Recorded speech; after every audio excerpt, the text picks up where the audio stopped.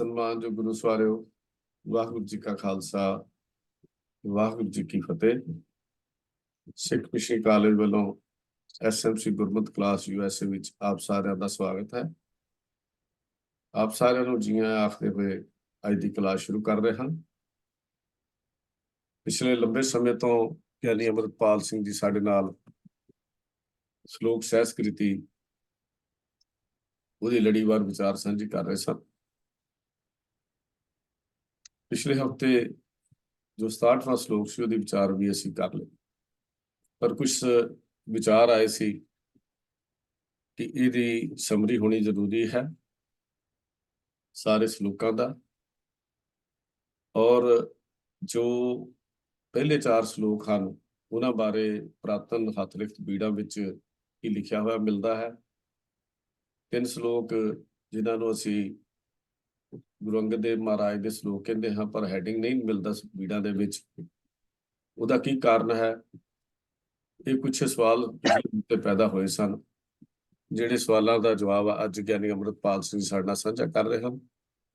ਬੇਨਤੀ ਕਰਦਾ ਗਿਆਨੀ ਜੀ ਕਿਰਪਾ ਕਰੋ, ਦੇਰੀ ਦੀ ਮਾਫੀ ਮੰਗ ਰਹੇ ਹਾਂ ਕਿ ਗਿਆਨੀ ਜੀ ਦਾ ਨੈਟਵਰਕ ਨਹੀਂ ਸੀ ਕੰਮ ਕਰ ਰਿਹਾ। ਹੁਣ ਸ਼ਾਮਲ ਹੋਏ ਨੇ, ਆਪ ਪਾਸੋਂ ਖਿਮਾ ਮੰਗਦੇ ਹੋਏ ਗਿਆਨੀ ਜੀ ਨੂੰ ਬੇਨਤੀ ਕਰਦੇ ਹਾਂ, ਗਿਆਨੀ ਜੀ ਅੱਜ ਦਾ ਆਪਣਾ ਟਾਕ ਵਿਸ਼ਾ ਸ਼ੁਰੂ ਕਰੋ ਜੀ। ਗਿਆਨੀ ਅੰਮ੍ਰਿਤਪਾਲ ਸਿੰਘ ਜੀ ਕਿਰਪਾ ਕਰੋ ਜੀ। ਵਾਹਿਗੁਰੂ ਜੀ ਕਾ ਖਾਲਸਾ, ਵਾਹਿਗੁਰੂ ਜੀ ਕੀ ਫਤਿਹ।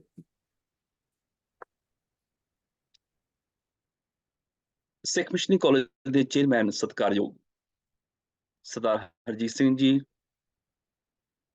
ਉਹਨਾਂ ਦੇ ਸਮੁੱਚੇ ਵਿਦਵਾਨਾਂ ਦੀ ਟੀਮ ਅਤੇ ਇਸ ਕਲਾਸ ਵਿੱਚ ਹਾਜ਼ਰ ਸਮੂਹ ਸਾਧ ਸੰਗਤ ਨੂੰ ਬਹੁਤ ਹੀ ਪਿਆਰ ਸਹਿਤ ਫਤਿਹ ਪ੍ਰਵਾਨ ਹੋਵੇ ਜੀ। ਵਾਹਿਗੁਰੂ ਜੀ ਕਾ ਖਾਲਸਾ, ਵਾਹਿਗੁਰੂ ਜੀ ਕੀ ਫਤਿਹ। ਧੰਨ ਧੰਨ ਧੰਨ ਧੰਨ ਸਾਹਿਬ ਸ੍ਰੀ ਗੁਰੂ ਗ੍ਰੰਥ ਸਾਹਿਬ ਜੀ ਮਹਾਰਾਜ ਪਾਤਸ਼ਾਹ ਜੀ ਦੀ ਪਾਵਨ ਬਾਣੀ ਦੇ ਅੰਦਰ ਸੁਸ਼ੋਭਤ ਸਾਹਿਬ ਸ੍ਰੀ ਗੁਰੂ ਅਰਜਨ ਦੇਵ ਜੀ ਮਹਾਰਾਜ ਪਾਤਸ਼ਾਹ ਜੀ ਦੇ ਪਾਵਨ ਮੁਖਾਰਬਿੰਦ ਤੋਂ ਉਚਾਰਨ ਸਹਿਸਕ੍ਰਿਤੀ ਸ਼ਲੋਕ, ਜਿਨ੍ਹਾਂ ਦੀ 67 ਸ਼ਲੋਕਾਂ ਦੀ ਵਿਚਾਰ ਅਸੀਂ ਕਾਫੀ ਲੰਬੇ ਸਮੇਂ ਤੋਂ ਕਰ ਰਹੇ ਸਾਂ। ਲਗਭਗ ਹਰ ਹਫ਼ਤੇ ਇੱਕ ਸ਼ਲੋਕ ਦੀ ਵਿਚਾਰ ਚੱਲਦੀ ਸੀ। ਉਸ ਤੋਂ ਪਹਿਲਾਂ 4 ਸ਼ਲੋਕਾਂ ਦੀ ਅਸੀਂ ਵਿਚਾਰ ਸਾਂਝੀ ਕਰ ਗਏ ਹਾਂ, ਤੇ ਅੱਜ ਦੇ ਇਸ ਵਿਸ਼ੇ ਦੇ ਵਿੱਚ ਅਸੀਂ ਇੱਕ ਤੇ ਪਹਿਲੇ 4 ਸ਼ਲੋਕਾਂ ਦੇ ਬਾਰੇ ਕੁਝ ਕੁ ਵਿਚਾਰਾਂ ਸਾਂਝੀਆਂ ਕਰ ਲਈਏ, ਅਤੇ ਉਸ ਤੋਂ ਬਾਅਦ ਸਹਿਸਕ੍ਰਿਤੀ ਸ਼ਲੋਕਾਂ ਦਾ ਜੋ ਸਾਰ ਹੈ ਕੁਝ ਕੁ ਮਿੰਟਾਂ ਵਿੱਚ ਉਹਦੀ ਵੀ ਅਸੀਂ ਵਿਚਾਰ ਕਰ ਲਵਾਂਗੇ ਜੀ। ਮੈਂ ਅੱਜ ਬਹੁਤਾ ਸਮਾਂ ਨਹੀਂ ਲਵਾਂਗਾ, ਸੰਖੇਪ ਵਿੱਚ ਹੀ ਅੱਜ ਵਿਚਾਰ ਹੋਏਗੀ। ਸਭ ਤੋਂ ਪਹਿਲਾਂ ਮੈਂ ਆਪ ਜੀ ਨੂੰ ਕੁਝ ਬੀੜਾਂ ਦੇ ਦਰਸ਼ਨ ਕਰਾਉਣਾ ਵਾ। ਆਮ ਤੌਰ ਤੇ ਕੀ ਹੁੰਦਾ ਹੈ ਕਿ ਜਿਸ ਗੁਰੂ ਸਾਹਿਬ ਨੇ ਜਿੰਨੇ ਸ਼ਲੋਕ ਉਚਾਰਨ ਜਾਂ ਸ਼ਬਦ ਉਚਾਰਨ ਕੀਤੇ ਨੇ, ਉਹਨਾਂ ਦੇ ਅੰਕ ਦੇ ਦਿੱਤੇ ਜਾਂਦੇ ਨੇ, ਔਰ ਅੰਕ ਦੇਣ ਤੋਂ ਬਾਅਦ ਫਿਰ ਅਖੀਰ ਦੇ ਉੱਪਰ ਉਹਨਾਂ ਦਾ ਇੱਕ ਜੋੜ ਲਿਖਿਆ ਜਾਂਦਾ ਵੈ। ਤਕਰੀਬਨ ਇਹ ਤਰਤੀਬ ਹੈ। ਸਾਡੇ ਕੋਲ ਬਹੁਤ ਸਾਰੀਆਂ ਬੀੜਾਂ ਨੇ ਜਿਨ੍ਹਾਂ ਵਿੱਚ ਇਹ ਸਰੂਪ ਸਾਨੂੰ ਮਿਲਦਾ ਹੈਗਾ। 1714 AD ਦੀ ਜਿਹੜੀ ਬੀੜ ਹੈਗੀ ਹੈ, ਔਰੰਗਾਬਾਦ ਦੀ ਬੀੜ ਹੈਗੀ ਹੈ, ਰਾਮ ਰਾਏ ਦੀ ਬੀੜ ਹੈ, ਬਿਧੀ ਚੰਦ ਦੀ ਬੀੜ ਹੈ, ਕਰਤਾਰਪੁਰੀ ਬੀੜ ਹੈ, ਔਰ ਕਿੰਨੀਆਂ ਹੀ ਐਸੀਆਂ ਅਨੇਕਾਂ ਬੀੜਾਂ ਨੇ ਸਾਡੇ ਕੋਲ ਜਿਨ੍ਹਾਂ ਦੇ ਵਿੱਚ ਇਹ ਸਾਰੇ ਨੇਮ ਮਿਲਦੇ ਨੇ। ਮੈਂ ਕੁਝ ਕੁ ਬੀੜਾਂ ਦੇ ਦਰਸ਼ਨ ਕਰਾਉਣਾ। ਆਮ ਤੌਰ ਤੇ ਜਿਹੜੀ ਅਜੋਕੀ ਬੀੜ ਦੇ ਮੁਤਾਬਕ ਹੱਥ ਲਿਖਤ ਬੀੜਾਂ ਸਾਨੂੰ ਮਿਲਦੀਆਂ ਨੇ। ਪਹਿਲਾਂ ਤਾਂ ਮੈਂ ਉਹਦੇ ਆਪ ਜੀ ਨੂੰ ਦਰਸ਼ਨ ਕਰਾ ਦਿਆਂ ਇੱਥੇ। ਆਮ ਤੌਰ ਤੇ ਇਸ ਬੀੜ ਦੇ ਉਤਾਰੇ ਜਿਹੜੇ ਪ੍ਰਚਲਿਤ ਨੇ, ਤੇ ਅਸੀਂ ਸਿਰਫ ਸ਼ਲੋਕ ਦੇਖ ਰਹੇ ਹਾਂ ਇੱਥੇ। ਮੈਂ ਸ਼ਲੋਕਾਂ ਦੀ ਗੱਲ ਕਰ ਰਿਹਾ। ਇਹਦੇ ਵਿੱਚ ਗੁਰੂ ਨਾਨਕ ਸਾਹਿਬ ਜੀ ਦਾ ਸ਼ਲੋਕ ਆਰੰਭ ਹੈ ਸਹਿਸਕ੍ਰਿਤੀ ਸ਼ਲੋਕਾਂ ਵਿੱਚ। ਪੜ੍ਹ ਪੁਸਤਕ ਸੰਧਿਆ ਬਾਦੰ, ਸਿਲ ਪੂਜਸ ਬਗੁਲ ਸਮਾਦੰ। ਔਰ ਜਦੋਂ ਇਹ ਸ਼ਲੋਕ ਸੰਪੂਰਨ ਹੁੰਦਾ ਹੈ, ਇੱਥੇ ਬਿਨ ਸਤਿਗੁਰ ਪਾਠ ਨਾ ਪਾਵੈ 1 ਨੰਬਰ ਅੰਕ ਦਿੱਤਾ ਗਿਆ ਹੈ। ਇਸ ਤੋਂ ਅੱਗੇ ਕੋਈ ਵੀ ਸਿਰਲੇਖ ਨਹੀਂ ਦਿੱਤਾ ਹੋਇਆ ਅਗਲੇ ਸ਼ਲੋਕ ਤੇ ਕਿ ਮਹਿਲਾ ਦੂਜਾ ਹੈ ਜਾਂ ਕੁਛ ਹੈ। ਸਿੱਧਾ ਹੀ ਨੇਫਰੰ ਤस्य ਜਨਮस्य ਅਸੀਂ ਇਹ ਪੜ੍ਹਦੇ ਹਾਂ, ਔਰ ਸ਼ਲੋਕ ਦੇ ਸੰਪੂਰਨਤਾ ਤੇ ਸਾਨੂੰ 2 ਅੰਕ ਦਿਖਾਈ ਦੇ ਰਿਹਾ ਹੈ। ਏਦਾਂ ਹੀ ਜੋਗ ਸ਼ਬਦੰ, ਗਿਆਨ ਸ਼ਬਦੰ, ਫਿਰ ਤੀਜਾ ਅੰਕ ਸਾਨੂੰ ਇੱਥੇ ਦਿਖਾਈ ਦੇ ਰਿਹਾ। ਨਾਨਕ ਤਾਕੋ ਦਾਸ ਹੈ ਸੋਈ ਨਿਰੰਜਨ ਦੇਵ, ਏਕ ਕ੍ਰਿਸ਼ਨੰ ਤਾ ਸਰਬ ਦੇਵਾ, ਅਖੀਰ ਤੇ 4। ਉਸ ਤੋਂ ਅਗਲਾ ਸਿਰਲੇਖ ਸਾਨੂੰ ਸ਼ੁਰੂ ਹੁੰਦਾ ਹੈ ਜੀ, ਸ਼ਲੋਕ ਸਹਿਸਕ੍ਰਿਤੀ ਮਹਿਲਾ ਪੰਜਵਾਂ, ਇੱਕ ਓਂਕਾਰ ਸਤਨਾਮ ਕਰਤਾ ਪੁਰਖ ਨਿਰਭਉ ਨਿਰਵੈਰ ਵਗੈਰਾ, ਇਹ ਸਾਰਾ ਮੰਗਲ। ਉਸ ਤੋਂ ਅੱਗੇ ਜਦੋਂ ਅਸੀਂ ਆਹ ਬੀੜ ਦੇਖਦੇ ਹਾਂ, ਇਹਦੇ ਵਿੱਚ ਵੀ ਕੀ ਹੈਗਾ ਹੈ, ਇਹਦੇ ਵਿੱਚ ਪਹਿਲਾਂ ਭਗਤ ਕਬੀਰ ਜੀ ਦੇ ਸ਼ਲੋਕ ਦਿੱਤੇ ਗਏ। ਸ਼ਲੋਕਾਂ ਤੋਂ ਬਾਅਦ ਜਦੋਂ ਆਹ ਸ਼ਬਦ ਦਿੱਤੇ ਗਏ ਨਾ, ਸ਼ਲੋਕ ਸਹਿਸਕ੍ਰਿਤੀ ਮਹਿਲਾ ਪਹਿਲਾ, ਪੜ੍ਹ ਪੁਸਤਕ ਸਦਿਆਂ ਬਾਦੰ, ਆਹ ਦੇਖੋ ਧਿਆਨ ਨਾਲ ਵੀ ਕਾਟੇ ਫੇਰੇ ਹੋਏ ਨੇ, ਹੜਤਾਲ ਨਹੀਂ ਮਾਰੀ ਉਹਨਾਂ ਨੇ, ਕਾਟੇ ਮਾਰੇ ਹੋਏ ਨੇ। ਕਿਉਂ? ਕਿਉਂਕਿ ਇਹ ਜਿਹੜੀ ਤਰਤੀਬ ਗਲਤ ਸੀ। ਭਗਤ ਕਬੀਰ ਜੀ ਦੇ ਸ਼ਲੋਕਾਂ ਤੋਂ ਬਾਅਦ ਭਗਤ ਫਰੀਦ ਜੀ ਦੇ ਸ਼ਲੋਕ ਚਾਹੀਦੇ ਨੇ। ਆਹ ਭਗਤ ਫਰੀਦ ਜੀ ਦੇ ਸ਼ਲੋਕ ਨੇ ਜੀ, ਜਿਤ ਦਿਹਾੜੈ ਧਨਵਰੀ। ਜਿਹੜੇ ਸਹਿਸਕ੍ਰਿਤੀ ਸ਼ਲੋਕ ਸਨ ਉਹ ਪੰਚਮ ਪਾਤਸ਼ਾਹ ਦੇ ਪਿੱਛੇ ਆ ਚੁੱਕੇ ਸਨ, ਪਰ ਉਹਦੇ ਵਿੱਚ ਆਹ ਸ਼ਲੋਕ ਦਰਜ ਕਰਨੇ ਰਹਿ ਗਏ ਸੀ। ਤੇ ਇਹ ਜਦੋਂ ਅਖੀਰ ਤੇ ਦਰਜ ਕੀਤੇ ਇਹਨਾਂ ਨੇ, ਸ਼ਲੋਕ ਦੇ ਵਿੱਚ ਜਗ੍ਹਾ ਬਚੀ ਸੀ, ਇੱਥੇ ਦਰਜ ਕੀਤੇ। ਬਾਅਦ ਵਿੱਚੋਂ ਕਿਸੇ ਨੇ ਹੋ ਸਕਦਾ ਓਬਜੈਕਸ਼ਨ ਕੀਤਾ ਹੋਵੇ ਵੀ ਇੱਥੇ ਗਲਤ ਹੈ, ਵੀ ਇਹਦਾ ਸਥਾਨ ਨਹੀਂ ਹੈ, ਇੱਥੇ ਫਿਰ ਕਾਟੇ ਮਾਰੇ ਗਏ। ਕਾਟੇ ਮਾਰਨ ਤੋਂ ਬਾਅਦ ਫਿਰ ਉਹਨਾਂ ਨੂੰ ਦੂਸਰੀ ਥਾਂ ਦੇ ਉੱਪਰ ਜਿਹੜਾ ਹੈ ਉਹ ਦਰਜ ਕੀਤਾ ਗਿਆ। ਮੈਂ ਹੁਣੇ ਦਿਖਾ ਦਿੰਦਾ ਇੱਥੇ, ਆਹ ਦੇਖੋ ਜੀ, ਸ਼ਲੋਕ ਸਹਿਸਕ੍ਰਿਤੀ ਮਹਿਲਾ ਪੰਜਵਾਂ। ਇਹਦੇ ਵਿੱਚ ਜਿਹੜੇ ਸ਼ਲੋਕ ਚੱਲ ਰਹੇ ਨੇ, ਕਤੰਗ ਚ ਮਾਤਾ ਕਤੰਗ ਚ ਪਿਤਾ, ਉੱਪਰ ਜਿਹੜੀ ਥਾਂ ਬਚੀ ਸੀ ਫਿਰ ਉਹਦੇ ਉੱਪਰ ਸ਼ਲੋਕ ਇਹਨਾਂ ਨੇ ਲਿਖ ਦਿੱਤੇ। ਜਿਸ ਕਿਸੇ ਨੇ ਵੀ ਇਹ ਬੀੜ ਜਿਹੜੀ ਲਿਖੀ ਹੈਗੀ ਹੈ ਉਹਦੇ ਉੱਪਰ ਸ਼ਲੋਕ ਲਿਖੇ। ਉਹਦੇ ਵਿੱਚ ਵੀ ਬਿਨ ਸਤਿਗੁਰੂ ਬਾਟ ਨਾ ਪਾਵਿਆ, ਦੇਖੋ ਇੱਕ ਅੰਕ ਦਿਖਾਈ ਦੇ ਰਿਹਾ। ਉਸ ਤੋਂ ਅੱਗੇ ਨੇਫਲੰਗ ਤस्य ਜਨਮस्य ਜਾਵਦ ਬ੍ਰਾਹਮਣਾ ਬਿੰਦਤੇ। ਇੱਥੇ ਧਿਆਨ ਦਿਓ ਵੀ ਨੇਫਲੰਗ ਤਸ ਤस्य ਤੇ ਜस्य ਉਦਾਂ ਹੀ ਚੱਲ ਰਿਹਾ ਹੈ, ਔਰ ਬਕਾਇਦਾ ਇਹ ਦੂਸਰਾ ਅੰਕ ਇਹਦੇ ਉੱਪਰ ਜਾ ਕੇ ਲੱਗਿਆ ਹੋਇਆ ਅਖੀਰ ਤੇ। ਕਹਿਣ ਤੋਂ ਭਾਵ ਕਿ ਇੱਥੇ ਵੀ ਸਾਨੂੰ ਕੋਈ ਸਿਰਲੇਖ ਨਹੀਂ ਮਿਲ ਰਿਹਾ। ਖੈਰ, ਉਸ ਤੋਂ ਅੱਗੇ ਆ ਜਾਓ ਜੀ, ਆ ਜਿਹੜੀਆਂ ਸ਼ਬਦਾਰਥ ਪੁੱਥੀਆਂ ਜਿਹੜੀਆਂ ਹੁਣ ਵਾਲੀਆਂ ਨੇ, ਉਹਨਾਂ ਦੇ ਵਿੱਚ ਵੀ ਦੇਖ ਲਓ, ਸ਼ਲੋਕ ਸਹਿਸਕ੍ਰਿਤੀ ਮਹਿਲਾ ਪਹਿਲਾ, ਪੜ੍ਹ ਪੁਸਤਕ ਸਦਿਆਂ ਬਾਦੰ, ਅਖੀਰ ਤੇ ਬਿਨ ਸਤਿਗੁਰੂ ਬਾਟ ਨਾ ਪਾਵੇ 1 ਨਾਲ 13 ਨੰਬਰ ਅੰਕ ਦਿੱਤਾ ਹੋਇਆ। ਇਹ ਜਿਹੜੇ ਅੰਕ ਦਿੱਤੇ ਨੇ ਇਹ ਅਸਲ ਦੇ ਵਿੱਚ ਇਹਨਾਂ ਦੇ ਪਦ ਅਰਥ ਜਿਹੜੇ ਨੇ ਦੂਸਰੇ ਪੰਨੇ ਦੇ ਉੱਪਰ ਦਿੱਤੇ ਹੁੰਦੇ ਨੇ। ਹਾਂਜੀ, ਆ ਇੱਕ ਹੋਰ ਬੀੜ ਹੈ ਜਿਹਦੇ ਵਿੱਚ ਗੁਰੂ ਨਾਨਕ ਸਾਹਿਬ ਜੀ ਦੇ ਸ਼ਲੋਕ ਨੇ, ਪਰ ਇਸ ਬੀੜ ਦੀ ਖੂਬੀ ਹੈ ਵੀ ਇਹਦੇ ਵਿੱਚ ਮਹਿਲਾ ਕਿਤੇ ਵੀ ਨਹੀਂ ਲਿਖਿਆ। ਸਾਰੀ ਸਮਗਰ ਬੀੜ ਦੇ ਵਿੱਚ ਪਾਤਸ਼ਾਹੀ ਲਫ਼ਜ਼ ਵਰਤਿਆ ਗਿਆ ਹੈ। ਸੋ ਸ਼ਲੋਕ ਸਹਿਸਕ੍ਰਿਤੀ ਪਾਤਸ਼ਾਹੀ ਪਹਿਲੀ, ਪੜ੍ਹ ਪੁਸਤਕ ਸੰਧਿਆ ਬਾਦੰ, ਕਿਉਂਕਿ ਪਾਤਸ਼ਾਹੀ ਇਸ ਕਰਕੇ ਪਹਿਲੀ ਪੜ੍ਹਨਾ ਪਏਗਾ। ਬਿਨ ਸਤਿਗੁਰੂ ਬਾਠ ਨਾ ਪਾਵੇ ਇੱਕ ਅੰਕ ਆ ਗਿਆ। ਨੇਫਲੰਗ ਤस्य ਜਨਮस्य ਕਰਦਿਆਂ ਕਰਦਿਆਂ ਆ ਦੂਜਾ ਅੰਕ ਆ ਗਿਆ ਜੀ। ਅੱਗੋਂ ਆ ਗਿਆ ਸ਼ੁਰੂ ਜੋਗ ਸ਼ਬਦੰ ਗਿਆਨ ਸ਼ਬਦੰ, ਫਿਰ ਆ ਤੀਜਾ ਅੰਕ ਆ ਗਿਆ। ਏ ਕ੍ਰਿਸ਼ਨੰ ਸਰਬ ਦੇਵਾ, ਆ ਚੌਥਾ ਅੰਕ ਆ ਗਿਆ। ਉਸ ਤੋਂ ਅੱਗੇ ਫਿਰ ਇੱਕ ਓਂਕਾਰ ਸਤਿਗੁਰ ਪ੍ਰਸਾਦ, ਸ਼ਲੋਕ 12 ਤੇ ਵਧੀਕ, ਪਾਤਸ਼ਾਹੀ ਪਹਿਲੀ, ਤੰਗੀ ਪਹਿਰੀ। ਇੱਥੇ ਪੜ੍ਹ ਪੁਸਤਕ ਸੰਧਿਆ ਬਾਦੰ ਗੁਰੂ ਨਾਨਕ ਸਾਹਿਬ ਦੇ ਸ਼ਲੋਕ ਦੇ ਕੇ 4, ਇਹਦੇ ਵਿੱਚ ਦਿੱਤਾ ਨਹੀਂ ਵੀ ਗੁਰੂ ਅੰਗਦ ਦੇਵ ਪਾਤਸ਼ਾਹ ਦੇ ਵੀ ਸ਼ਲੋਕ ਨੇ। ਅੱਗੋਂ 12 ਤੇ ਵਧੀਕ ਬਾਣੀ ਸ਼ੁਰੂ ਹੋ ਜਾਂਦੀ ਹੈ। ਇੱਧਰ ਆ ਜਾਓ ਜੀ, ਇੱਕ ਹੋਰ ਬੀੜ ਦੇ ਵਿੱਚ ਜੈਜਵੰਤੀ ਰਾਗ ਸੰਪੂਰਨ ਹੋਇਆ ਤੇ ਜੈਜਵੰਤੀ ਰਾਗ ਦੇ 4 ਸ਼ਬਦ ਗੁਰੂ ਤੇਗ ਬਹਾਦਰ ਸਾਹਿਬ ਜੀ ਦੇ ਮੁਖਾਰਬਿੰਦ ਤੋਂ ਉਚਾਰਨ ਪੂਰੇ ਹੋਏ। ਅੱਗੋਂ ਸੰਪੂਰਨ ਜਿਹੜਾ ਮੰਗਲ ਹੈਗਾ ਜੀ, ਸ਼ਲੋਕ ਸਹਿਸਕ੍ਰਿਤੀ ਮਹਿਲਾ ਪਹਿਲਾ, ਪੜ੍ਹ ਪੁਸਤਕ ਸੰਧਿਆ ਬਾਦਨ। ਇਹਦੇ ਵਿੱਚ ਵੀ ਬਿਨ ਸਤਿਗੁਰੂ ਬਾਟ ਨਾ ਪਾਵੇ ਤੋਂ ਬਾਅਦ ਆ ਇੱਕ ਅੰਕ ਦਿੱਤਾ ਹੋਇਆ ਜੀ ਇੱਥੇ। ਉਸ ਤੋਂ ਅੱਗੇ ਆ ਗਿਆ ਜੀ ਨੇਫਲੰਗ ਤस्य ਜਨਮस्य, ਏਦਾਂ ਹੀ ਦੂਜਾ ਅੰਕ, ਤੀਜਾ ਅੰਕ, ਚੌਥਾ ਅੰਕ, 4 ਅੰਕ, 4 ਸ਼ਲੋਕ ਪੂਰੇ ਹੋਏ। ਸ਼ਲੋਕ ਸਹਿਸਕ੍ਰਿਤੀ ਮਹਿਲਾ ਪੰਜਵਾਂ, ਫਿਰ ਸੰਪੂਰਨ ਮੰਗਲ ਦੇ ਕੇ ਕਤੰਗ ਚ ਮਾਤਾ ਕਤੰਗ ਚ ਪਿਤਾ, ਇਸ ਤਰ੍ਹਾਂ ਆ ਗਿਆ ਜੀ। ਇਸ ਤੋਂ ਅੱਗੇ ਚਲੀਏ ਜੀ, ਇੱਕ ਹੋਰ ਬੀੜ ਹੈਗੀ ਹੈ ਜਿਹਦੇ ਵਿੱਚ ਸੰਪੂਰਨ ਮੰਗਲ ਉੱਪਰ ਦਿੱਤਾ ਹੋਇਆ ਵਾ, ਔਰ ਹਾਂਜੀ ਸੰਪੂਰਨ ਮੰਗਲ ਜਿਹੜਾ ਉੱਪਰ ਦਿੱਤਾ ਹੋਇਆ। ਉਸ ਤੋਂ ਬਾਅਦ ਸ਼ਲੋਕ ਸਹਿਸਕ੍ਰਿਤੀ ਮਹਿਲਾ ਪਹਿਲਾ, ਪੜ੍ਹ ਪੁਸਤਕ ਸੰਧਿਆ ਬਾਦੰ, ਸਿਲ ਪੂਜਸ ਬਗੁਲ ਸੰਪਾਦਨ। ਅੱਗੇ ਜਾ ਕੇ ਬਿਨ ਸਤਿਗੁਰ ਬਾਟ ਨਾ ਪਾਵੇ ਇੱਕ ਅੰਕ ਆ ਗਿਆ ਜੀ, ਸਭ ਤੋਂ ਅਖੀਰਲੀ ਲਾਈਨ ਚ ਥੱਲੇ, ਨੇਫਲੰਗ ਤस्य ਜਨਮस्य। ਅੱਗੋਂ ਫਿਰ ਜਾਵਤ ਬ੍ਰਹਮਣਾ ਬਿੰਦਤੇ ਅਗਲੇ ਪੰਨੇ ਦੇ ਉੱਪਰ। ਔਰ ਇੱਥੇ ਵੀ 4 ਜਦੋਂ ਸ਼ਲੋਕ ਪੂਰੇ ਹੋ ਗਏ, 4 ਅੰਕ ਇੱਥੇ ਆ ਗਏ ਨੇ ਜੀ।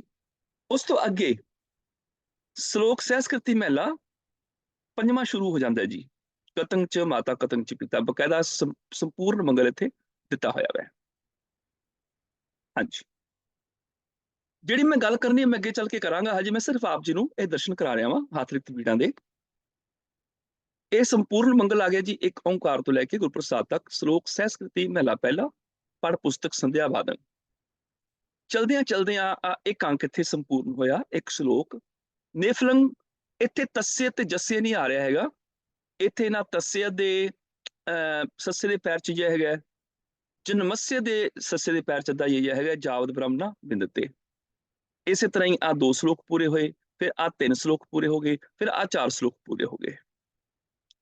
4 ਸ਼ਲੋਕ ਪੂਰੇ ਹੋਣ ਤੋਂ ਬਾਅਦ ਸੰਪੂਰਨ ਮੰਗਲ, ਫਿਰ ਸ਼ਲੋਕ ਸਹਿਸਕ੍ਰਿਤੀ ਮਹਲਾ ਪੰਜਵਾਂ, ਕਤੰਗ ਚ ਮਾਤਾ। ਇੱਥੇ ਕੱਕੇ ਦੇ ਉੱਪਰ ਵੀ ਟਿੱਪੀ ਪਾਈ ਹੋਈ ਹੈ, ਇੱਧਰ ਵੀ ਕੱਕੇ ਦੇ ਉੱਪਰ ਟਿੱਪੀ ਪਾਈ ਹੋਈ ਹੈ, ਕਤੰਗ ਚ ਪਿਤਾ। ਹਾਂਜੀ, ਉਸ ਤੋਂ ਅੱਗੇ ਚਲੀਏ ਜੀ। ਜਿਹੜੀ ਅਜੋਕੀ ਬੀੜ ਜਿਹੜੀ ਅੱਜ ਸਾਡੇ ਕੋਲ ਹੈਗੀ, ਜਿਹੜੀ ਅਸੀਂ ਆਮ ਪ੍ਰਕਾਸ਼ ਗੁਰਦੁਆਰਾ ਸਾਹਿਬ ਚ ਕਰਦੇ ਹੈਗੇ ਆ, ਇਹ ਉਸ ਬੀੜ ਦਾ ਇਹ ਤੁਹਾਡੇ ਸਾਹਮਣੇ ਪੰਨਾ ਹੈਗਾ, ਸੰਪੂਰਨ ਮੰਗਲ ਹੈ, ਸ਼ਲੋਕ ਸਹਿਸਕ੍ਰਿਤੀ ਮਹਲਾ ਪਹਿਲਾ, ਪੜ ਪੁਸਤਕ ਸੰਧਿਆ ਬਾਦੰ। ਜਦੋਂ ਇਹ ਸੰਪੂਰਨ ਹੋਇਆ ਸ਼ਲੋਕ, ਬਿਨ ਸਤਿਗੁਰੂ ਬਾਟ ਨਾ ਪਾਵੇ, ਅੱਗੇ ਇੱਕ ਅੰਕ ਆ ਗਿਆ, ਫਿਰ ਨੇਫਲੰਗ ਤस्य ਜਨਮस्य ਜਾਵਦ ਬ੍ਰਹਮਣਾ ਬਿੰਦ ਤੇ, ਦੂਜਾ ਸ਼ਲੋਕ, ਤੀਜਾ ਸ਼ਲੋਕ ਤੇ ਚੌਥਾ ਸ਼ਲੋਕ। ਫਿਰ ਇਹਦੇ ਵਿੱਚ ਕੀ ਕੀਤਾ, ਸਾਰੀਆਂ ਅਸੀਂ ਬੀੜਾਂ ਦੇਖ ਕੇ ਆਏ ਆ, ਸਾਰਿਆਂ ਦੇ ਉੱਪਰ ਮੰਗਲ ਹੈ, ਥੱਲੇ ਦਿੱਤਾ ਹੈ ਸ਼ਲੋਕ ਸਹਿਸਕ੍ਰਿਤੀ ਮਹਲਾ ਪੰਜਵਾਂ, ਜਿੰਨੀਆਂ ਵੀ ਅਸੀਂ ਦੇਖ ਕੇ ਆਏ ਆ ਜੀ, ਉਹਨਾਂ ਚ ਤੁਸੀਂ ਦੇਖ ਸਕਦੇ ਹੈਗੇ ਹੋ। ਦੇਖੋ ਜੀ, ਸ਼ਲੋਕ ਸਹਿਸਕ੍ਰਿਤੀ ਮਹਲਾ ਪੰਜਵਾਂ, ਇਹਦੇ ਵਿੱਚ ਪਹਿਲਾਂ ਆਇਆ ਵੈ, ਬਾਅਦ ਵਿੱਚ ਮੰਗਲ ਹੈ, ਇਹਦੇ ਵਿੱਚ ਪਹਿਲਾ ਮੰਗਲ ਹੈ, ਬਾਅਦ ਵਿੱਚ ਸ਼ਲੋਕ ਮਹਲਾ ਪਹਿਲਾ ਵੈ, ਇਹਦੇ ਵਿੱਚ ਵੀ ਪਹਿਲਾ ਮੰਗਲ ਹੈ, ਤੇ ਇੱਥੇ ਅਸੀਂ ਦੇਖ ਕੇ ਗਏ ਸੀਗੇ, ਇਹਦੇ ਵਿੱਚ ਵੀ ਪਹਿਲਾ ਮੰਗਲ ਹੈ। ਦੇਖੋ ਜੀ, ਸ਼ਲੋਕ ਸਹਿਸਕ੍ਰਿਤੀ ਮਹਲਾ ਪੰਜਵਾਂ, ਸੱਜੇ ਹੱਥ ਮੰਗਲ ਸ਼ੁਰੂ ਹੋ ਰਿਹਾ ਜੀ, ਇੱਕ ਓਂਕਾਰ ਸਤਨਾਮ ਕਰਤਾ ਪੁਰਖ। ਇਹਦੇ ਵਿੱਚ ਵੀ ਦੇਖੋ ਜੀ, ਇੱਕ ਓਂਕਾਰ ਸਤਨਾਮ ਕਰਤਾ ਪੁਰਖ ਗੁਰੂ ਪ੍ਰਸਾਦ ਤੱਕ, ਇਹ ਮੰਗਲ ਪਹਿਲਾਂ ਮੈਂ ਸ਼ਲੋਕ ਸਹਿਸਕ੍ਰਿਤੀ ਮਹਲਾ ਪੰਜਵਾਂ ਬਾਅਦ ਵਿੱਚ ਹੈਗਾ। ਏਦਾਂ ਹੀ ਇੱਥੇ ਵੀ ਮੰਗਲ ਪਹਿਲਾਂ ਹੈ ਤੇ ਲੇਖ ਬਾਅਦ ਵਿੱਚ ਹੈ, ਰਾਗ ਤੇ ਜਾਂ ਕਹਿ ਲਓ ਵੀ ਸ਼ਲੋਕ ਸਹਿਸਕ੍ਰਿਤੀ ਮਹਲਾ ਪਹਿਲਾ ਬਾਅਦ ਵਿੱਚ, ਇਹਦੇ ਵਿੱਚ ਵੀ, ਇਹਦੇ ਵਿੱਚ ਵੀ, ਇਹਦੇ ਵਿੱਚ ਵੀ ਇਸੇ ਤਰ੍ਹਾਂ ਦੇਖ ਲਓ ਜੀ, ਮੰਗਲ ਪਹਿਲਾਂ ਹੈਗਾ ਸਾਰਾ, ਫਿਰ ਸ਼ਲੋਕ ਸਹਿਸਕ੍ਰਿਤੀ ਮਹਲਾ ਪੰਜਵਾਂ ਬਾਅਦ ਵਿੱਚ ਹੈਗਾ। ਪਰ ਇਹਦੇ ਵਿੱਚ ਆ ਕੇ ਜਿਹੜੀ ਅੱਜ ਸਾਡੇ ਕੋਲ ਪ੍ਰਿੰਟਡ ਬੀੜਾਂ ਨੇ, ਉਹਦੇ ਵਿੱਚ ਸ਼ਲੋਕ ਸਹਿਸਕ੍ਰਿਤੀ ਮਹਲਾ ਪੰਜਵਾਂ ਹੈ, ਫਿਰ ਇੱਕ ਓਂਕਾਰ ਸਤਨਾਮ ਕਰਤਾ ਪੁਰਖ ਗੁਰੂ ਪ੍ਰਸਾਦ। ਅਸਲ 'ਚ ਸੱਜੇ ਹੱਥ ਹੀ ਹੁੰਦਾ ਵੈ, ਸੱਜੇ ਹੱਥ ਹੀ ਰੱਖਿਆ ਹੈ, ਪਰ ਆਮ ਤੌਰ ਤੇ ਇਹ ਪਹਿਲਾਂ ਪੜ੍ਹਿਆ ਜਾਂਦਾ ਵੈ, ਮੰਗਲ ਬਾਅਦ 'ਚ ਪੜ੍ਹਿਆ ਜਾਂਦਾ ਹੈ। ਖੈਰ, ਉਸ ਤੋਂ ਅੱਗੇ ਅਸੀਂ ਦੇਖ ਚੁੱਕੇ ਹਾਂ ਕਿ ਜਿਹੜਾ ਗੁਰੂ ਨਾਨਕ ਪਾਤਸ਼ਾਹ ਜੀ ਦੇ ਸ਼ਲੋਕਾਂ ਨੂੰ ਕੱਟਣ ਤੋਂ ਬਾਅਦ ਇੱਥੇ ਦਰਜ ਕਰ ਦਿੱਤਾ ਗਿਆ ਸੀ। ਫਿਰ ਇਹਦੇ ਵਿੱਚ ਇੱਕ ਹੋਰ ਚੀਜ਼ ਦੇਖਣ ਵਾਲੀ ਹੈ ਵੀ ਅਗਲੀ ਬੀੜ ਹੈ, ਦੇਖੋ ਜੀ, ਇਹਦੇ ਵਿੱਚ ਵੀ ਗੁਰਪ੍ਰਸਾਦ ਤੱਕ ਮੰਗਲ ਹੈ, ਸ਼ਲੋਕ ਸਹਿਸਕ੍ਰਿਤੀ ਮਹਲਾ ਪਹਿਲਾ, ਪੜ ਪੁਸਤਕ ਸੰਧਿਆ ਬਾਦੰ, ਸਿਲ ਪੂਜ ਸਬਗੁਲ ਸਮਾਦੰ। ਫਿਰ ਇੱਥੇ ਅੰਕ ਇੱਕ ਖਤਮ ਹੋਇਆ, ਉਸ ਤੋਂ ਬਾਅਦ ਦੂਜਾ ਅੰਕ, ਫਿਰ ਤੀਜਾ ਅੰਕ, ਫਿਰ ਚੌਥਾ ਅੰਕ। ਅੱਗੇ ਫਿਰ ਪਹਿਲਾਂ ਮੰਗਲ ਆ ਗਿਆ, ਇੱਕ ਓਂਕਾਰ ਸਤਨਾਮ ਕਰਤਾ ਪੁਰਖ ਨਿਰਭਉ ਨਿਰਵੈਰ ਅਕਾਲ ਮੂਰਤਿ ਅਜੂਨੀ ਸੈਭੰ ਗੁਰੂ ਪ੍ਰਸਾਦ। ਫਿਰ ਆਇਆ ਸ਼ਲੋਕ ਸਹਿਸਕ੍ਰਿਤੀ ਮਹਲਾ ਪੰਜਵਾਂ, ਇਹ ਹੱਥ ਲਿਖਤੀ ਬੀੜ। ਇੱਥੇ ਦੇਖਣ ਵਾਲੀ ਗੱਲ ਹੈ ਜੀ, ਜਿਹੜੀ ਬੀੜ ਹੈਗੀ, ਜਦੋਂ ਰਾਗ ਸੰਪੂਰਨ ਹੋਇਆ, ਇੱਥੇ ਰਾਗ ਸੰਪੂਰਨ ਤੋਂ ਬਾਅਦ ਉਹਨਾਂ ਨੇ ਇੱਥੋਂ ਸ਼ੁਰੂ ਕਰ ਦਿੱਤਾ। ਜਦੋਂ ਇਹ ਰਾਗ ਸੰਪੂਰਨ ਹੋਇਆ, ਇੱਥੇ ਸੰਪੂਰਨ ਹੋ ਗਿਆ ਜੀ ਰਾਗ, ਅੱਗੇ ਸੰਪੂਰਨ ਮੰਗਲ ਪਹਿਲਾਂ ਦਿੱਤਾ ਗੁਰਪ੍ਰਸਾਦ ਤੱਕ, ਫਿਰ ਸ਼ਲੋਕ ਸਹਿਸਕ੍ਰਿਤੀ ਮਹਲਾ ਪੰਜਵਾਂ, ਕਤੰਗ ਚ ਮਾਤਾ ਕਤੰਗ ਚ ਪਿਤਾ। ਚਲਦਿਆਂ ਚਲਦਿਆਂ ਦੂਸਰੇ ਪੰਨੇ ਤੇ ਆ ਗਿਆ ਜੀ ਸ਼ਲੋਕ, ਇੱਥੇ ਉੱਪਰ ਕਾਚ ਕੋਟੰਗ। ਉਦੋਂ ਸ਼ਾਇਦ ਕਿਸੇ ਨੇ ਧਿਆਨ ਦਿੱਤਾ ਹੋਵੇ ਵੀ ਗੁਰੂ ਨਾਨਕ ਸਾਹਿਬ ਦੇ ਸ਼ਲੋਕ ਤੇ ਰਹਿ ਗਏ ਨੇ, ਫਿਰ ਉਹਨਾਂ ਨੇ ਕੀ ਕੀਤਾ, ਇੱਕ ਪੰਨਾ ਵਿੱਚ ਐਡ ਕੀਤਾ, ਵਾਲਾ ਇਹ ਪੰਨਾ ਐਡ ਕਰਕੇ ਪਹਿਲਾਂ ਮੰਗਲ ਦੇ ਕੇ, ਫਿਰ ਗੁਰੂ ਨਾਨਕ ਸਾਹਿਬ ਜੀ ਦਾ ਸ਼ਲੋਕ ਪੜ ਪੁਸਤਕ ਸੰਧਿਆ ਬਾਦੰ, ਫਿਰ ਦੂਜਾ ਸ਼ਲੋਕ ਨੇਫਲੰਗ ਤਸ ਜਨਮस्य, ਫਿਰ ਇਹ ਪੰਨਾ ਜਿਹੜਾ ਜੋੜਿਆ ਸੀ ਨਾਲ, ਉਹਦੇ ਦੂਜੇ ਪਾਸੇ ਵੀ ਸ਼ਲੋਕ ਦਰਜ ਕਰਕੇ 4 ਸ਼ਲੋਕ ਇੱਥੇ ਪੂਰਨ ਕਰ ਦਿੱਤੇ। ਉਸ ਤੋਂ ਅੱਗੇ ਚੱਲੋ ਜੀ,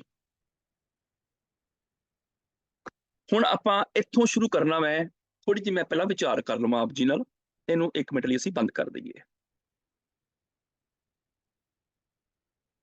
ਧੰਨ ਗੁਰੂ ਗ੍ਰੰਥ ਸਾਹਿਬ ਜੀ ਦੀ ਜਿਹੜੀ ਹੱਥ ਲਿਖ ਸਰੂਪ ਹੈਗੇ ਨੇ, ਜਾਂ ਏਦਾਂ ਕਹਿ ਲਓ, ਇਸ ਧਰਤੀ ਤੇ ਅਨੇਕਾਂ ਕੌਮਾਂ ਦੇ ਆਪੋ ਆਪਣੇ ਗ੍ਰੰਥ ਨੇ, ਅਨੇਕਾਂ ਕੌਮਾਂ ਦੇ, ਔਰ ਬਾਕੀ ਕੌਮਾਂ ਦੇ ਗ੍ਰੰਥਾਂ ਨਾਲੋਂ ਗੁਰੂ ਗ੍ਰੰਥ ਸਾਹਿਬ ਦੇ ਵਿੱਚ ਇੱਕ ਬਹੁਤ ਵੱਡਾ ਅੰਤਰ ਹੈਗਾ। ਬਾਕੀ ਕੌਮਾਂ ਦੇ ਗ੍ਰੰਥ ਜਿਹੜੇ ਨੇ, ਉਹਨਾਂ ਦੇ ਪੈਗੰਬਰਾਂ ਨੇ ਲਿਖੇ ਨਹੀਂ, ਉਹ ਬਾਅਦ ਵਿੱਚ ਉਹਨਾਂ ਦੇ ਅਨੁਯਾਈਆਂ ਵੱਲੋਂ ਲਿਖੇ ਗਏ ਨੇ। ਪਰ ਬਾਅਦ ਇੱਕ ਧੰਨ ਗੁਰੂ ਗ੍ਰੰਥ ਸਾਹਿਬ ਜੀ ਇੱਕ ਉਹ ਪਾਵਨ ਗ੍ਰੰਥ ਹੈ, ਜਿਹਨੂੰ ਰਚਨਹਾਰੇ ਆਪਣੇ ਹੱਥੀਂ ਲਿਖ ਕੇ ਗਏ, ਜਾਂ ਆਪਣੇ ਹਜ਼ੂਰੀ ਚ, ਆਪਣੀ ਹਾਜ਼ਰੀ ਦੇ ਵਿੱਚ ਲਿਖ ਕੇ ਆਪਣੇ ਅਨੁਯਾਈਆਂ ਦੇ ਆਪਣੀ ਕੌਮ ਦੀ ਝੋਲੀ ਵਿੱਚ ਪਾ ਕੇ ਗਏ। ਇਹ ਸਭ ਤੋਂ ਵੱਡਾ ਇੱਕ ਫਰਕ ਹੈ। ਤੇ ਜੇ ਐਡਾ ਵੱਡਾ ਫਰਕ ਹੈ, ਸਾਡੇ ਪੈਗੰਬਰ ਆਪਣੇ ਹੱਥੀਂ ਇਹ ਸਰੂਪ ਸਾਨੂੰ ਲਿਖ ਕੇ ਦੇ ਗਏ, ਫਿਰ ਤੇ ਇਹਦੇ ਵਿੱਚ ਕੋਈ ਉਕਾਈ ਆਉਣ ਦਾ ਮਤਲਬ ਹੀ ਨਹੀਂ ਸੀ ਬਣਦਾ ਹੈਗਾ। ਫਿਰ ਤੇ ਮਤਲਬ ਨਹੀਂ ਸੀ ਬਣਦਾ। ਸਗੋਂ ਜਿਹੜੇ ਬਾਕੀ ਲੋਕ ਨੇ, ਬਾਕੀ ਧਰਮਾਂ ਦੇ ਗ੍ਰੰਥ ਨੇ, ਉਹਨਾਂ ਦੇ ਵਿੱਚ ਵੀ ਇਹ ਸਮੱਸਿਆ ਆਈ। ਉਹਨਾਂ ਦੇ ਧਾਰਮਿਕ ਗ੍ਰੰਥਾਂ ਵਿੱਚ ਵੀ ਸਮੱਸਿਆ ਆਈ। ਉਦਾਹਰਨ ਦੇ ਤੌਰ ਤੇ ਬਾਈਬਲ ਦੀ ਟ੍ਰਾਂਸਲੇਸ਼ਨ ਜਦੋਂ ਕੀਤੀ ਤੇ ਨਾਲ ਸੁਧਾਈ ਕੀਤੀ ਪਾਠ ਦੀ, ਉਦੋਂ ਇਹ ਸਮੱਸਿਆ ਉਹਨਾਂ ਨੂੰ ਆਈ। 500 ਦੇ ਕਰੀਬ ਉਹਨਾਂ ਦੀਆਂ ਨਿਊ ਟੈਸਟਾਮੈਂਟ ਜਿਹੜੀਆਂ ਪੋਥੀਆਂ ਸੀਗੀਆਂ, ਉਹਨਾਂ ਜਿਹੜੀਆਂ ਇਕੱਠੀਆਂ ਕੀਤੀਆਂ, ਜਦੋਂ ਆਪਸ 'ਚ ਉਹਨਾਂ ਨੇ ਮਿਲਾਈਆਂ ਤੇ ਉਹਨਾਂ 'ਚ 8000 ਸ਼ਬਦਾਂ ਦਾ ਫਰਕ ਸੀ। ਉਹਨਾਂ ਨੇ ਕੀ ਕੀਤਾ? ਉਹਨਾਂ 500 ਅੰਜੀਲਾਂ ਦੇ ਵਿੱਚੋਂ ਜਿਹੜੀ ਸਭ ਤੋਂ ਵੱਧ ਪ੍ਰਮਾਣਿਕ ਅੰਜੀਲ ਸੀ ਉਹ ਰੱਖ ਲਈ, ਤੇ ਬਾਕੀ ਇੱਕ ਕਾਪੀ ਉਹਨਾਂ 'ਚ ਰੱਖ ਕੇ ਬਾਕੀ ਸਾਰਿਆਂ ਨੂੰ ਉਹਨਾਂ ਨੇ ਅਗਨ ਭੇਟ ਕਰ ਦਿੱਤਾ। ਇਸੇ ਤਰ੍ਹਾਂ ਇਸਲਾਮ ਦੇ ਵਿੱਚ ਪਾਵਨ ਜਿਹੜੀ ਕੁਰਾਨ ਮਜੀਦ ਹੈ, ਉਹਦੇ ਵਿੱਚ ਬੜੇ ਪਾਠ ਭੇਦ ਸਨ, ਕਿਉਂਕਿ ਹੱਥ ਲਿਖਤਾਂ ਸਨ। ਫਿਰ ਇਸਲਾਮ ਦਾ ਤੀਜਾ ਖਲੀਫਾ ਆਇਆ, ਹਜ਼ਰਤ ਉਸਮਾਨ ਬਿਨ ਅਫਾਨ, ਉਹਦਾ ਨਾਮ ਹੈ ਇਹ, ਹਜ਼ਰਤ ਉਸਮਾਨ ਬਿਨ ਅਫਾਨ। ਉਹਦੇ ਧਿਆਨ ਵਿੱਚ ਇਹ ਗੱਲ ਆਈ ਵੀ ਕੁਰਾਨ ਦੀਆਂ ਹੱਥ ਲਿਖਤਾਂ ਬਹੁਤ ਨੇ, ਪਰ ਉਹਨਾਂ 'ਚ ਪਾਠ ਭੇਦ ਬੜੇ ਨੇ। ਉਹਨਾਂ ਨੇ ਵੀ ਪ੍ਰਬੰਧ ਕੀਤਾ ਇਸ ਗੱਲ ਦਾ, ਇੱਕ ਪ੍ਰਮਾਣਿਕ ਹੱਥ ਲਿਖ ਰੱਖ ਕੇ ਬਾਕੀ ਸਾਰਿਆਂ ਨੂੰ ਅਗਨ ਭੇਟ ਕਰ ਦਿੱਤਾ, ਤਾਂ ਕਿ ਕੌਮ ਦੇ ਵਿੱਚ ਦੁਬਿਧਾ ਨਾ ਪਵੇ। ਉਹਨਾਂ ਵੀ ਇਹ ਕੰਮ ਕੀਤਾ। ਏਦਾਂ ਬਹੁਤ ਸਾਰੇ ਧਰਮਾਂ ਦੇ ਵਿੱਚ ਜਿਹੜੇ ਗ੍ਰੰਥ ਆਏ, ਉਹਨਾਂ 'ਚ ਭੇਦ ਆਉਂਦੇ ਹੀ ਰਹੇ ਨੇ, ਤੇ ਉਹ ਕਿਉਂਕਿ ਇਸ ਕਰਦੇ ਰਹੇ, ਉਹਨਾਂ ਦੇ ਅਨੁਯਾਈਆਂ ਨੇ ਸਾਰਾ ਕੁਝ ਲਿਖਿਆ। ਸੁਭਾਵਕ ਇਹ ਸਮੱਸਿਆ 'ਚ ਸਾਡੇ 'ਚ ਵੀ ਆਈ। ਹਾਲਾਂਕਿ ਗੁਰੂ ਸਾਹਿਬ ਆਪਣੇ ਹੱਥੀਂ ਇਹ ਸਰੂਪ ਲਿਖ ਕੇ ਦੇ ਕੇ ਗਏ, ਪਰ ਸਾਡੇ ਵਿੱਚ ਵੀ ਸਮੱਸਿਆ ਆ ਗਈ। ਸਭ ਤੋਂ ਪਹਿਲਾਂ ਤੇ ਜਦੋਂ ਜਨਮ ਹੋਇਆ ਸ਼ਬਦ ਦਾ, ਗੁਰੂ ਨਾਨਕ ਸਾਹਿਬ ਜੀ ਦਾ ਪ੍ਰਕਾਸ਼ ਹੋਇਆ 1469। 1469 ਤੋਂ ਬਾਅਦ ਜਦੋਂ ਗੁਰੂ ਨਾਨਕ ਸਾਹਿਬ ਜੀ ਨੇ ਬਾਣੀ ਉਚਾਰਨ ਕੀਤੀ, ਸ਼ਬਦ ਦਾ ਜਨਮ ਹੋ ਗਿਆ, ਤੇ ਉਸ ਸ਼ਬਦ ਦਾ ਨਾਮ ਰੱਖ ਦਿੱਤਾ ਗੁਰੂ। ਨਾ ਉਹਦਾ ਗੁਰੂ ਰੱਖ ਦਿੱਤਾ। ਦੇਖੋ, ਕਿਸੇ ਬੱਚੇ ਦਾ ਕੋਈ ਨਾਂ ਰੱਖ ਦਿੱਤਾ ਜਾਏ ਨਾ, ਉਹ ਬੱਚਾ ਵੱਡਾ ਹੋ ਜਾਏ, ਜਵਾਨ ਹੋ ਜਾਏ, ਨਾਂ ਬਦਲਦਾ ਨਹੀਂ। ਬਜ਼ੁਰਗ ਵੀ ਹੋ ਜਾਏ, ਨਾਂ ਉਹੀ ਰਹਿੰਦਾ ਹੈ। ਬੱਚੇ ਨੇ ਜਨਮ ਲਿਆ, ਨਾਮ ਰੱਖ ਦਿੱਤਾ ਅੰਮ੍ਰਿਤ। ਜਵਾਨ ਹੋ ਗਿਆ, ਨਾਮ ਉਹੀ ਅੰਮ੍ਰਿਤ। ਹੁਣ ਦਾੜੀ ਮੁੱਛਾਂ ਆ ਗਈਆਂ, ਕੇਸ ਆ ਗਏ ਸਿਰ ਦੇ ਉੱਪਰ, ਲੰਮੇ ਕੇਸ ਨੇ, ਦਾੜੀ ਮੁੱਛਾਂ ਨੇ, ਕਾਲੇ ਕੇਸ, ਕਾਲੀ ਦਾੜੀ, ਕਾਲੀ ਮੁੱਛਾਂ, ਜਵਾਨ ਹੈ ਤਾਂ ਵੀ ਨਾਮ ਅੰਮ੍ਰਿਤ। ਪਰ ਜਦੋਂ ਬਜ਼ੁਰਗ ਹੋ ਗਿਆ, ਕੇਸ ਚਿੱਟੇ ਹੋ ਗਏ, ਦਾੜੀ ਮੁੱਛਾਂ ਚਿੱਟੇ ਹੋ ਗਏ, ਤਾਂ ਵੀ ਨਾਮ ਅੰਮ੍ਰਿਤ। ਕਿਉਂ? ਕਿਉਂਕਿ ਨਾਮ ਉਹੀ ਰਹਿਣਾ ਹੈ। ਜਿੱਦਣ ਸ਼ਬਦ ਦਾ ਜਨਮ ਹੋਇਆ, ਗੁਰੂ ਨਾਨਕ ਸਾਹਿਬ ਨੇ ਉਹਦਾ ਨਾਮ ਉਸੇ ਦਿਨ ਰੱਖ ਦਿੱਤਾ ਸੀ ਗੁਰੂ। ਕਵਣ ਆਰੰਭ ਕਵਣ ਮਤ ਬੇੜਾ, ਤੇਰਾ ਕਵਣ ਗੁਰੂ ਜਿਸ ਕਾ ਤੂੰ ਚੇਲਾ। ਜਦੋਂ ਸਿੱਧਾ ਨੇ ਸਵਾਲ ਕੀਤਾ ਗੁਰੂ ਨਾਨਕ ਸਾਹਿਬ ਨੂੰ, ਗੁਰੂ ਨਾਨਕ ਸਾਹਿਬ ਨੇ ਜਵਾਬ ਦਿੱਤਾ, ਪਵਨ ਆਰੰਭ ਸਤਿਗੁਰ ਮਤ ਵੇਲਾ। ਸ਼ਬਦ ਗੁਰੂ, ਸੁਰਤ ਧੁਨ ਚੇਲਾ, ਸ਼ਬਦ ਗੁਰੂ ਹੈ। ਸ਼ਬਦ ਨੂੰ ਨਾਮ ਦੇ ਦਿੱਤਾ ਗੁਰੂ ਹੈ। ਇਹ ਸਮੇਂ ਦੇ ਨਾਲ ਸ਼ਬਦ ਦਾ ਵਿਸਥਾਰ ਹੋਇਆ, ਔਰ ਸ਼ਬਦ ਦਾ ਵਿਸਥਾਰ ਹੁੰਦੇ ਹੁੰਦੇ ਜਦੋਂ ਸ਼ਬਦ ਵਧਿਆ, ਬਾਣੀ ਦੀਆਂ ਕਿੰਨੀਆਂ ਪੋਥੀਆਂ ਆ ਗਈਆਂ। ਭਗਤਾਂ ਦੀ ਬਾਣੀ ਗੁਰੂ ਨਾਨਕ ਸਾਹਿਬ ਜੀ ਨੇ ਇਕੱਠੀ ਕਰ ਲਈ। ਗੁਰੂ ਅੰਗਦ ਦੇਵ ਪਾਤਸ਼ਾਹ ਜੀ ਦੇ ਸ਼ਲੋਕ ਆ ਗਏ, ਗੁਰੂ ਅਮਰਦਾਸ ਪਾਤਸ਼ਾਹ ਜੀ ਦੀ ਬਾਣੀ ਆ ਗਈ, ਗੁਰੂ ਰਾਮਦਾਸ ਪਾਤਸ਼ਾਹ ਜੀ ਦੀ ਬਾਣੀ ਆ ਗਈ। ਜਦੋਂ ਸਾਰੀ ਬਾਣੀ ਇਕੱਠੀ ਹੋਈ, ਗੁਰੂ ਰਾਮਦਾਸ ਪਾਤਸ਼ਾਹ ਨੂੰ ਪੁੱਛੋ, ਇਹ ਜਿਹੜੀ ਬਾਣੀ, ਏਡੀ ਸਾਰੇ ਏਡੇ ਗ੍ਰੰਥ ਨੇ ਬਾਣੀ ਦੇ, ਇਹਨਾਂ ਦਾ ਨਾਂ ਕੀ ਹੈ? ਗੁਰੂ ਅਮਰਦਾਸ ਪਾਤਸ਼ਾਹ ਨੇ ਕਿਹਾ, ਨਾਮ ਉਹੀ ਜਿਹੜਾ ਗੁਰੂ ਨਾਨਕ ਸਾਹਿਬ ਰੱਖ ਕੇ ਗਏ ਨੇ, ਨਾਂ ਥੋੜੇ ਬਦਲਿਆ ਜਾਏਗਾ। ਇਹ ਬਾਣੀ ਹੈ, ਪੋਥੀਆਂ ਬਹੁਤ ਨੇ, ਪਰ ਇਹਦਾ ਨਾਮ ਹੈ ਗੁਰੂ। ਨਟ ਰਾਗ ਚ ਪਾਤਸ਼ਾਹ ਜੀ ਨੇ ਬਚਨ ਕਰ ਦਿੱਤਾ, ਬਾਣੀ ਗੁਰੂ, ਗੁਰੂ ਹੈ ਬਾਣੀ, ਵਿੱਚ ਬਾਣੀ ਅੰਮ੍ਰਿਤ ਸਾਰੇ।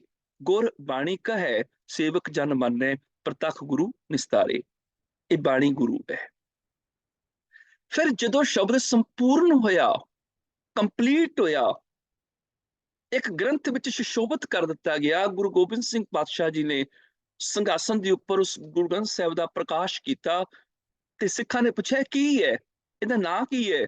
ਗੁਰੂ ਗੋਬਿੰਦ ਸਿੰਘ ਪਾਤਸ਼ਾਹ ਕਹਿਣ ਲੱਗੇ, ਨਾਂ ਉਹੀ ਜਿਹੜਾ ਗੁਰੂ ਨਾਨਕ ਸਾਹਿਬ ਰੱਖ ਕੇ ਗਏ ਨੇ, ਗੁਰੂ। ਪਹਿਲਾਂ ਸ਼ਬਦ ਸੀ, ਉਦੋਂ ਵੀ ਗੁਰੂ ਸੀ। ਜਦੋਂ ਸ਼ਬਦ ਦਾ ਵਿਸਥਾਰ ਹੋਇਆ, ਬਾਣੀ ਦੀਆਂ ਪੋਥੀਆਂ ਬਣੀਆਂ, ਉਹ ਬਾਣੀ ਦੀਆਂ ਪੋਥੀਆਂ ਵੀ ਗੁਰੂ। ਤੇ ਅੱਜ ਜਦੋਂ ਗੁਰਤਾ ਗੱਦੀ ਤੇ ਸੁਸ਼ੋਭਿਤ ਹੋ ਗਏ, ਅੱਜ ਵੀ ਦਾ ਨਾਮ ਗੁਰੂ ਹੈ, ਧੰਨ ਗੁਰੂ ਗ੍ਰੰਥ ਸਾਹਿਬ। आज्ञा पई अकाल की, तबे चलायो पंथ, सब सिखन को हुक्म है, गुरु मानियो ग्रंथ। इस ग्रंथ ਨੂੰ ਗੁਰੂ ਮੰਨ ਲਿਓ। ਇਹ ਧੰਨ ਗੁਰੂ ਗ੍ਰੰਥ ਸਾਹਿਬ ਨਾ ਉਹੀ ਹੈ। ਹੁਣ ਜਦੋਂ ਗੁਰੂ ਗ੍ਰੰਥ ਸਾਹਿਬ ਦਾ ਸਰੂਪ ਜਿਹੜਾ ਹੈ ਹੱਥ ਲਿਖਤ ਹੈ, ਔਰ ਇਸ ਸਰੂਪ ਦੇ ਵਿੱਚ ਲਗਭਗ ਸਾਰਿਆਂ ਮਹਾਂਪੁਰਖਾਂ ਦੀ ਬਾਣੀ ਦੇ ਵਿੱਚ ਦਰਜ ਹੈ, ਔਰ ਇਹ ਸਰੂਪ ਜਿਹੜਾ ਹੈ ਸਨ 1708 ਦੇ ਵਿੱਚ ਗੁਰਤਾ ਗੱਦੀ ਨੂੰ ਪ੍ਰਾਪਤ ਹੋਇਆ, ਭਾਵ ਗੁਰਤਾ ਗੱਦੀ ਦੇ ਉੱਪਰ ਗੁਰੂ ਗ੍ਰੰਥ ਸਾਹਿਬ ਜੀ ਬਿਰਾਜਮਾਨ ਹੋਏ। 1469 ਤੋਂ ਸ਼ਬਦ ਦਾ ਸਫ਼ਰ ਸ਼ੁਰੂ ਹੋਇਆ। 1604 ਦੇ ਵਿੱਚ ਗੁਰੂ ਅਰਜਨ ਦੇਵ ਪਾਤਸ਼ਾਹ ਜੀ ਨੇ ਸਾਰੀ ਬਾਣੀ ਇਕੱਠੀ ਕਰਕੇ ਆਦਿ ਗ੍ਰੰਥ ਸਾਹਿਬ ਦੀ ਸੰਪਾਦਨਾ ਕੀਤੀ। 1604 ਸਨ ਤੋਂ ਬਾਅਦ 1676 ਦੇ ਲਗਭਗ ਗੁਰੂ ਤੇਗ ਬਹਾਦਰ ਪਾਤਸ਼ਾਹ ਜੀ ਦੀ ਬਾਣੀ ਦਰਜ ਇਕੱਠੀ ਹੋਈ, ਜੋ ਗੁਰੂ ਤੇਗ ਬਹਾਦਰ ਪਾਤਸ਼ਾਹ ਨੇ ਬਾਣੀ ਉਚਾਰੀ। ਉਸ ਤੋਂ ਬਾਅਦ 1708 ਦੇ ਵਿੱਚ ਜਿਹੜਾ ਪ੍ਰਕਾਸ਼ ਹੋਇਆ, ਉਹ ਗੁਰੂ ਗੋਬਿੰਦ ਸਿੰਘ ਪਾਤਸ਼ਾਹ ਜੀ ਨੇ ਗੁਰੂ ਤੇਗ ਬਹਾਦਰ ਸਾਹਿਬ ਜੀ ਦੀ ਸਾਰੀ ਬਾਣੀ, ਸ਼ਬਦ, ਸ਼ਲੋਕ ਉਹ ਦਰਜ ਕਰ ਦਿੱਤੇ ਤੇ 1708 ਦੇ ਵਿੱਚ ਗੁਰੂ ਗ੍ਰੰਥ ਸਾਹਿਬ ਜੀ ਨੂੰ ਗੁਰਤਾ ਗੱਦੀ ਬਖਸ਼ ਦਿੱਤੀ। ਹੁਣ ਗੁਰਤਾ ਗੱਦੀ ਜਦੋਂ ਦਿੱਤੀ ਗਈ, ਬਹੁਤ ਸਾਰੀਆਂ ਬੀੜਾਂ ਦੇ ਹੱਥ ਉਤਾਰੇ ਹੋਏ। ਗੁਰੂ ਅਰਜਨ ਦੇਵ ਪਾਤਸ਼ਾਹ ਵਾਲੀ ਆਦਿ ਬੀੜ ਦੇ ਵੀ, ਗੁਰੂ ਗੋਬਿੰਦ ਸਿੰਘ ਪਾਤਸ਼ਾਹ ਜੀ ਨੇ ਜਦੋਂ ਗੁਰੂ ਤੇਗ ਬਹਾਦਰ ਸਾਹਿਬ ਦੀ ਬਾਣੀ ਦਰਜ ਕੀਤੀ, ਉਸ ਤੋਂ ਬਾਅਦ ਵੀ ਉਤਾਰੇ ਹੋਏ। ਸੁਭਾਵਕ ਜਦੋਂ ਜੰਗਲਾਂ ਪਹਾੜਾਂ 'ਚ ਚਲੇ ਗਏ, ਸਰੂਪ ਜਿਹੜੇ ਉਹ ਗੁਰਦੁਆਰਿਆਂ 'ਚ ਰਹਿ ਗਏ। ਉਹਨਾਂ ਗੁਰਦੁਆਰਿਆਂ ਦੀ ਸੇਵਾ ਸੰਭਾਲ ਨਿਰਮਲਿਆਂ ਤੇ ਉਦਾਸੀਆਂ ਨੇ ਕੀਤੀ, ਤੇ ਕੋਈ ਸਰੂਪ ਜਿਹੜੇ ਜੰਗਲ ਚਲੇ ਜਾ ਕੇ ਸਿੱਖ ਪਾਠ ਕਰਦੇ ਸਨ, ਸਮਾਂ ਮਿਲਣ ਦੇ ਉੱਪਰ ਉਹਨਾਂ ਦਾ ਉਤਾਰਾ ਵੀ ਕਰ ਲੈਂਦੇ ਸਨ।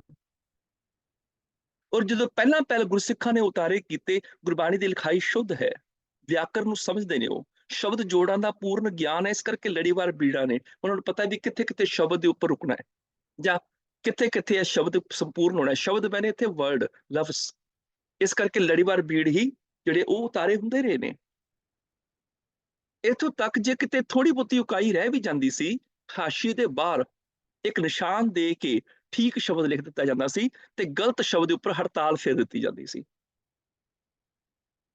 ਜਿਵੇਂ ਜਿਵੇਂ ਸਿੱਖ ਕੌਮ ਵੱਧਦੀ ਗਈ, ਪੀੜਾਂ ਦੀ ਮੰਗ ਵੀ ਵਧਣ ਲੱਗੀ।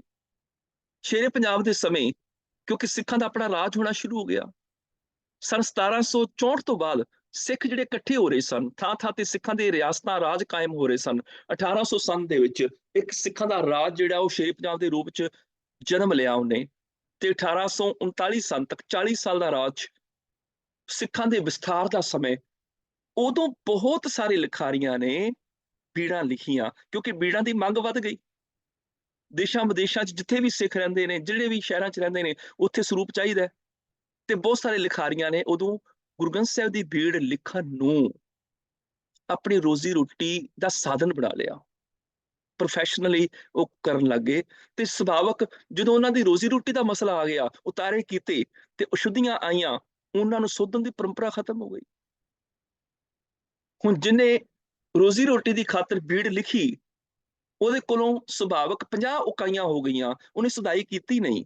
ਉਸ ਬੀੜ ਤੋਂ ਜਦੋਂ ਅੱਗੇ ਬੀੜ ਦਾ ਉਤਾਰਾ ਹੋਇਆ, ਜਿਹਨੇ ਅੱਗੇ ਉਤਾਰਾ ਕੀਤਾ, ਉਹ 50 ਉਕਾਈਆਂ ਤੇ ਨਾਲ ਆ ਹੀ ਗਈਆਂ ਸਨ, ਉਹ ਤੇ ਆਈ ਗਈਆਂ ਸਨ। ਅਗਲੇ ਉਤਾਰੇ ਕਰਨ ਵਾਲੇ ਨੇ ਆਪਣੇ ਕੋਲੋਂ 50 ਹੋਰ ਕਰ ਦਿੱਤੀਆਂ, ਉਹ ਹੋ ਗਈਆਂ 100। ਹੁਣ ਉਸ ਉਤਾਰੇ ਤੋਂ ਜਦੋਂ ਕਿਸੇ ਨੇ ਫਿਰ ਉਤਾਰਾ ਕੀਤਾ, ਉਹਨੂੰ ਪਤਾ ਹੀ ਨਹੀਂ ਵੀ 100 ਉਕਾਈਆਂ ਨੇ, ਉਹਨੇ ਉਹ ਤੇ ਉਤਾਰਾ ਕੀਤਾ ਹੀ 100 ਵਾਲਾ, 50 ਆਪਣੇ ਕੋਲੋਂ ਫਿਰ ਕਰ ਦਿੱਤੀਆਂ। ਕਿਉਂਕਿ ਰੋਜ਼ੀ ਰੋਟੀ ਦਾ ਮਸਲਾ ਸੀ, ਫਟਾਫਟ ਲਿਖ ਕੇ ਇਹਨੂੰ ਵੇਚਣਾ ਹੈ, ਔਰ ਇਹਦੇ ਬਦਲੇ ਮਾਇਆ ਮਿਲਣੀ ਹੈ, ਕੁਝ ਮਿਲਣਾ ਹੈ। ਸੁਭਾਵਕ ਜਦੋਂ ਵਪਾਰੀਕਰਨ ਹੋ ਗਿਆ, ਉਦੋਂ ਕਿਸੇ ਨੇ ਉਕਾਈਆਂ ਵੱਲ ਧਿਆਨ ਨਹੀਂ ਦਿੱਤਾ। ਹਰ ਕੋਈ ਬੀੜਾਂ ਲਿਖਦਾ ਰਿਹਾ, ਉਤਾਰੇ ਕਰਦਾ ਰਿਹਾ, ਪਰ ਜਿਹੜੇ ਰੋਜ਼ੀ ਰੋਟੀ ਵਾਲੇ ਸਨ, ਉਹਨਾਂ ਨੇ ਉਕਾਈਆਂ ਵੱਲ ਧਿਆਨ ਨਹੀਂ ਦਿੱਤਾ। ਸ਼ਰਧਾਲੂ ਪ੍ਰੇਮੀ ਗੁਰਸਿੱਖ ਉਹ ਪਿਆਰ ਨਾਲ ਉਤਾਰੇ ਕਰਦੇ ਨੇ, ਪਰ ਜਿਹੜੀਆਂ ਪਿਛਲੀਆਂ ਉਕਾਈਆਂ ਆ ਚੁੱਕੀਆਂ ਨੇ, ਉਹ ਨਾਲ ਵਿੱਚ ਐਡ ਹੋ ਰਹੀਆਂ ਨੇ। ਉਸ ਤੋਂ ਬਾਅਦ ਥੋੜਾ ਇਸ ਤੋਂ ਅੱਗੇ ਚੱਲੀਏ। ਫਿਰ ਇੱਕ ਸਮਾਂ ਆਇਆ ਜਦੋਂ ਬੀੜਾਂ ਨੂੰ, ਆਪਣੀ ਬੀੜ ਨੂੰ ਵੇਚਣ ਵਾਸਤੇ ਉਹਦੀ ਸੁੰਦਰਤਾ ਵੱਲ ਧਿਆਨ ਦਿੱਤਾ ਜਾਣ ਲੱਗ ਪਿਆ। ਫਿਰ ਬੀੜਾਂ ਜਿਹੜੀਆਂ ਉਹ ਨਕਾਸ਼ਾਂ ਕੋਲੋਂ ਲਿਖਵਾਈਆਂ ਸੋਹਣੇ ਸੋਹਣੇ ਅੱਖਰਾਂ 'ਚ, ਤਾਂ ਕਿ ਰਿਆਸਤਾਂ ਦੇ ਰਾਜੇ, ਵੱਡੇ ਵੱਡੇ ਜਥੇਦਾਰ, ਜਿਹੜੇ ਜਥਿਆਂ ਦੇ ਆਗੂ ਹੁੰਦੇ ਸਨ, ਜਾਂ ਹੋਰ ਅਮੀਰ ਜਿਹੜੇ ਧਨਾੜ ਸਿੱਖ, ਸਾਡੀ ਉਹ ਬੀੜ ਮਹਿੰਗੇ ਭਾਅ ਖਰੀਦ ਲੈਣ, ਸੋਹਣੀ ਹੋਵੇ। ਉਹਨਾਂ ਨੇ ਨਕਾਸ਼ਾਂ ਕੋਲੋਂ ਬੀੜਾਂ ਲਿਖਾਣੀਆਂ ਸ਼ੁਰੂ ਕਰ ਦਿੱਤੀਆਂ, ਜਿਹੜੇ ਖੂਬਸੂਰਤ ਡਿਜ਼ਾਈਨਿੰਗ ਦੇ ਨਾਲ ਲਿਖਦੇ ਸਨ। ਜਿਵੇਂ ਅਸੀਂ ਵੀ ਹੁਣ ਦੇਖੇ ਨੇ, ਕਿੰਨੀਆਂ ਸੋਹਣੀਆਂ ਵੇਲ ਬੂਟੇ ਪਾਏ ਹੋਏ ਨੇ, ਤੇ ਇਦਾਂ ਦੇ ਮੇਰੇ ਕੋਲ ਇੰਨੇ ਵੇਲ ਬੂਟਿਆਂ ਵਾਲੇ ਜਿਹੜੇ ਡਿਜ਼ਾਈਨ ਵਾਲੇ ਪਏ ਹੋਏ ਨੇ, ਤੁਸੀਂ ਹੈਰਾਨ ਰਹਿ ਜਾਓਗੇ ਵੀ ਬਾ ਕਮਾਲ ਡਿਜ਼ਾਈਨ ਹੈ। ਪਰ ਜਦੋਂ ਅਸੀਂ ਉਹਨਾਂ ਬੀੜਾਂ ਨੂੰ ਪੜ੍ਹਦੇ ਹਾਂ, ਉਕਾਈਆਂ ਬਹੁਤ ਨੇ। ਕਿਉਂ? ਕਿਉਂਕਿ ਹੁਣ ਸੁੰਦਰਤਾ ਵੱਲ ਧਿਆਨ ਦਿੱਤਾ ਜਾਣ ਲੱਗ ਪਿਆ, ਉਕਾਈਆਂ ਵੱਲ ਨਹੀਂ। 5 ਤਰ੍ਹਾਂ ਦੀਆਂ ਬੀੜਾਂ ਨੇ, ਜਿਹਦੇ ਵਿੱਚੋਂ 3 ਤਰ੍ਹਾਂ ਦੀਆਂ ਬੀੜਾਂ ਲਗਭਗ ਸਾਨੂੰ ਆਮ ਸਭ ਨੂੰ ਪਤਾ ਹੈ। ਕਰਤਾਰਪੁਰ ਵਾਲੀ ਬੀੜ, ਭਾਈ ਬੰਨੋ ਜੀ ਵਾਲੀ ਬੀੜ, ਤੇ ਦਮਦਮੀ ਬੀੜ, ਜਿਹੜੀ ਗੁਰੂ ਗੋਬਿੰਦ ਸਿੰਘ ਪਾਤਸ਼ਾਹ ਜੀ ਨੇ ਜਿਹਨੂੰ ਗੁਰਿਆਈ ਦਿੱਤੀ। ਜਦੋਂ ਹੱਥ ਲਿਖਤ ਬੀੜਾਂ ਨੂੰ ਛਾਪਿਆ ਗਿਆ, ਉਦੋਂ ਕਰਤਾਰਪੁਰ ਵਾਲੀ ਬੀੜ ਨੂੰ ਆਧਾਰ ਬਣਾਇਆ ਗਿਆ ਸੀ। ਉਹ ਜ਼ਰੂਰੀ ਵੀ ਸੀ, ਕਿਉਂਕਿ ਇਹਦੇ ਚ ਮੌਲਿਕਤਾ ਬਹੁਤ ਜ਼ਿਆਦਾ ਸੀ। ਪਰ ਅਸਲ ਕਰਤਾਰਪੁਰ ਵਾਲੀ ਬੀੜ ਜਿਹੜੀ ਗੁਰੂ ਅਰਜਨ ਦੇਵ ਪਾਤਸ਼ਾਹ ਨੇ ਭਾਈ ਗੁਰਦਾਸ ਜੀ ਕੋਲੋਂ ਲਿਖਾਈ ਹੈ, ਔਰ ਇਹ ਬਿਲਕੁਲ ਸਾਫ਼ ਹੈ ਵੀ ਉਹ ਅੱਜ ਸਾਡੇ ਕੋਲ ਕਿਸੇ ਕੋਲ ਵੀ ਨਹੀਂ ਹੈ। ਇਹਦੇ ਬਾਰੇ ਬਹੁਤ ਸਾਰੇ ਵਿਦਵਾਨਾਂ ਨੇ ਇਸ ਗੱਲ ਦਾ ਜ਼ਿਕਰ ਕੀਤਾ ਹੈ, ਭਾਵੇਂ ਭਾਈ ਕਾਹਨ ਸਿੰਘ ਨਾਭਾ, ਭਾਵੇਂ ਡਾਕਟਰ ਪਿਆਰ ਸਿੰਘ, ਇੱਥੋਂ ਤੱਕ ਕਿੰਨੇ ਵਿਦਵਾਨ ਜੀਬੀ ਸਿੰਘ ਜਾਂ ਗਿਆਨੀ ਜਗਤਾਰ ਸਿੰਘ ਜੀ, ਹੋਰ ਕਿੰਨੇ ਵੀ ਨੇ। ਤੇ ਜਿਹੜੀ ਕਰਤਾਰਪੁਰ ਵਾਲੀ ਬੀੜ ਹੈ, ਉਹਦੇ ਵਿੱਚ ਜਿਹੜਾ ਕਾਫੀ ਕੁਝ ਹਟ ਕੇ ਹੈ। ਉਹਦੇ ਵਿੱਚ ਜਿਹੜਾ ਹੈ ਉਹ ਜਿਹੜਾ ਮੰਗਲਾਚਰਨ ਹੈ, ਮੰਗਲਾਚਰਨ ਜਿਹੜਾ ਹੈ ਉਹ ਸ਼ਲੋਕ ਦੇ ਨਾਲੋਂ ਨਖੇੜ ਕੇ ਲਿਖਿਆ ਹੋਇਆ ਹੈ, ਜਿਹਨੂੰ ਆਮ ਤੌਰ ਤੇ ਡੇਰੇਦਾਰ ਜਿਹੜੇ ਨੇ ਮੂਲ ਮੰਤਰ ਇਕੱਠਾ ਮੰਨਦੇ ਨੇ ਨਾ। ਗੁਰੂ ਪ੍ਰਸਾਦ ਤੱਕ ਅਲੱਗ ਹੈ, ਜਪ ਅਲੱਗ ਹੈ, ਉਸ ਤੋਂ ਬਾਅਦ ਆਸਾ ਜੁਗਾਸਾ ਸ਼ਲੋਕ ਅਲੱਗ ਦਿੱਤਾ ਹੋਇਆ ਹੈ। ਫਿਰ ਬਕਾਇਦਾ ਜਿਹੜਾ ਉਹਦੇ ਵਿੱਚ ਕਾਫੀ ਕੁਝ ਹੈ। ਹੋਰ ਕਰਤਾਰਪੁਰੀ ਬੀੜ ਦੇ ਵਿੱਚ ਜਿਹੜੀਆਂ ਅੱਜ ਕੱਲ੍ਹ ਸਾਨੂੰ ਅਸੀਂ ਦੇਖਦੇ ਹਾਂ, ਜਿਹੜੀ ਕਈ ਜਾਂਦੇ ਕਰਤਾਰਪੁਰ ਦੀਆਂ ਬੀੜਾਂ ਨੇ, ਉਹਦੇ ਵਿੱਚ ਜਿਹੜਾ ਉਹ ਰਾਜੇ ਸ਼ਿਵਨਾਭ ਕੀ ਬਿੱਧ ਦਾ ਵੀ ਜ਼ਿਕਰ ਹੈਗਾ ਹੈ, ਉਹਦੇ ਚ ਸਿੰਗਲਾ ਦੀਪ ਦਾ ਜ਼ਿਕਰ ਵੀ ਹੈਗਾ ਵੈ, ਉਹਦੇ ਚ ਇੱਕ ਮੀਰਾਬਾਈ ਦਾ ਜਿਹੜਾ ਜਿੱਥੇ ਮਤਲਬ ਭਗਤ ਰਵਿਦਾਸ ਦਾ ਸ਼ਬਦ ਆਉਣਾ ਚਾਹੀਦਾ ਸੀਗਾ, ਉੱਥੇ ਮੀਰਾਬਾਈ ਦਾ ਜਿਹੜਾ ਭਜਨ ਉਹ ਅੰਕਿਤ ਕੀਤਾ ਹੋਇਆ ਵੈ, ਜਾਂ ਇਸ ਤਰ੍ਹਾਂ ਦੀਆਂ ਹੋਰ ਚੀਜ਼ਾਂ ਵੀ ਨੇ। ਖੈਰ, ਉਸ ਤੋਂ ਇਲਾਵਾ ਅੱਗੇ ਚੱਲਦੇ ਆਪਾਂ। ਜਦੋਂ ਇਹ ਬੀੜਾਂ ਪ੍ਰਿੰਟਡ ਹੋਣੀਆਂ ਸ਼ੁਰੂ ਹੋਈਆਂ, ਹਾਲਾਂਕਿ ਮੈਂ 2 ਬੀੜਾਂ ਦਾ ਹੋਰ ਜ਼ਿਕਰ ਕਰ ਦੇਵਾਂ ਜਿਹੜੀਆਂ ਬਹੁਤ ਪ੍ਰਮਾਣਿਕ ਨੇ, ਜਿਨ੍ਹਾਂ ਵੱਲ ਧਿਆਨ ਸਾਡਾ ਬਹੁਤ ਘੱਟ ਜਾਂਦਾ ਹੈ। ਇੱਕ ਤੇ ਰਾਮ ਰਾਏ ਜੀ ਦੀ ਲਿਖੀ ਹੋਈ ਬੀੜ,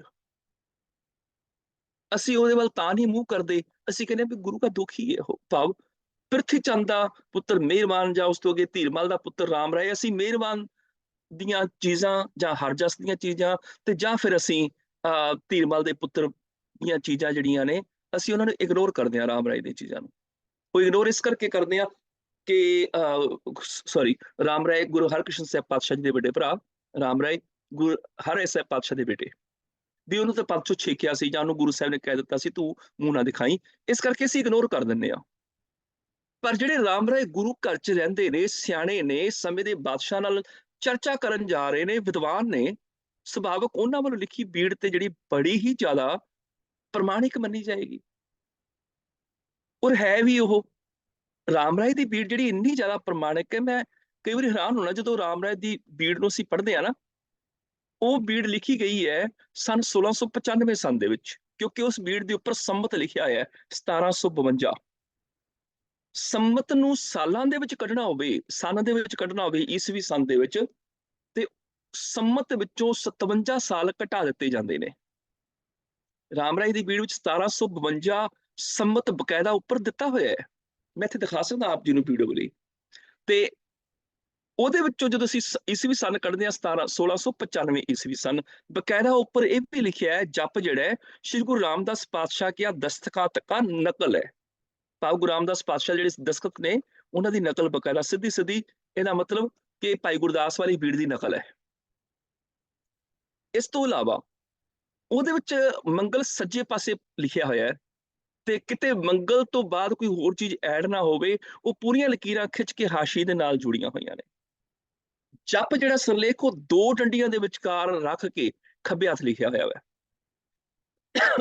ਏਦਾਂ ਹੀ ਜਦੋਂ ਬਾਣੀ ਦਰਜ ਕੀਤੀ ਗਈ ਹੈ, ਪਹਿਲਾ ਮੰਗਲ ਦਿੱਤਾ, ਉਸ ਤੋਂ ਬਾਅਦ ਰਾਗ ਦਾ ਨਾਮ, ਫਿਰ ਉਚਾਰਨ ਕਰਨ ਵਾਲੀ ਪਾਤਸ਼ਾਹੀ ਦਾ ਨਾਮ, ਫਿਰ ਬਾਣੀ ਦਾ ਨਾਮ, ਜਿਵੇਂ ਸੋਦਰ, ਏਦਾਂ ਜੋ ਕਿ ਤਰਤੀਬ ਸੀ। ਉਹਦੇ ਤੋਂ ਇਲਾਵਾ ਅਖੀਰ ਤੇ ਰਾਮ ਰਾਏ ਵਾਲੀ ਜਿਹੜੀ ਬੀੜ ਹੈ, ਉਹਦੇ ਵਿੱਚ 13 ਕੀਤਾ ਜਾਤੋ ਨਾਹੀ ਸ਼ਬਦ ਦਿੱਤਾ ਗਿਆ ਹੈ, ਔਰ ਉਸ ਸ਼ਬਦ ਨੂੰ ਦੇਣ ਤੋਂ ਬਾਅਦ ਜਦੋਂ ਸਮਾਪਤੀ ਕੀਤੀ ਤੇ ਨਾਲ ਅਖੀਰ ਤੇ ਇੱਕ ਤੁਕ ਲਿਖ ਦਿੱਤੀ ਹੈ। ਇਹ ਭੋਗ ਸ਼੍ਰੀ ਆਦਿ ਗ੍ਰੰਥ ਜੀ ਹੈ। ਇਹ ਬੜੀ ਕੰਮ ਦੀ ਗੱਲ ਹੈ ਬਲੀ ਕਿ ਬਕਾਇਦਾ ਉਹਨਾਂ ਨੇ ਸ਼ਲੋਕ ਤੋਂ ਬਾਅਦ ਇਹ ਲਿਖਿਆ ਹੈ, ਇਹ ਭੋਗ ਸ਼੍ਰੀ ਆਦਿ ਗ੍ਰੰਥ ਜੀ ਹੈ।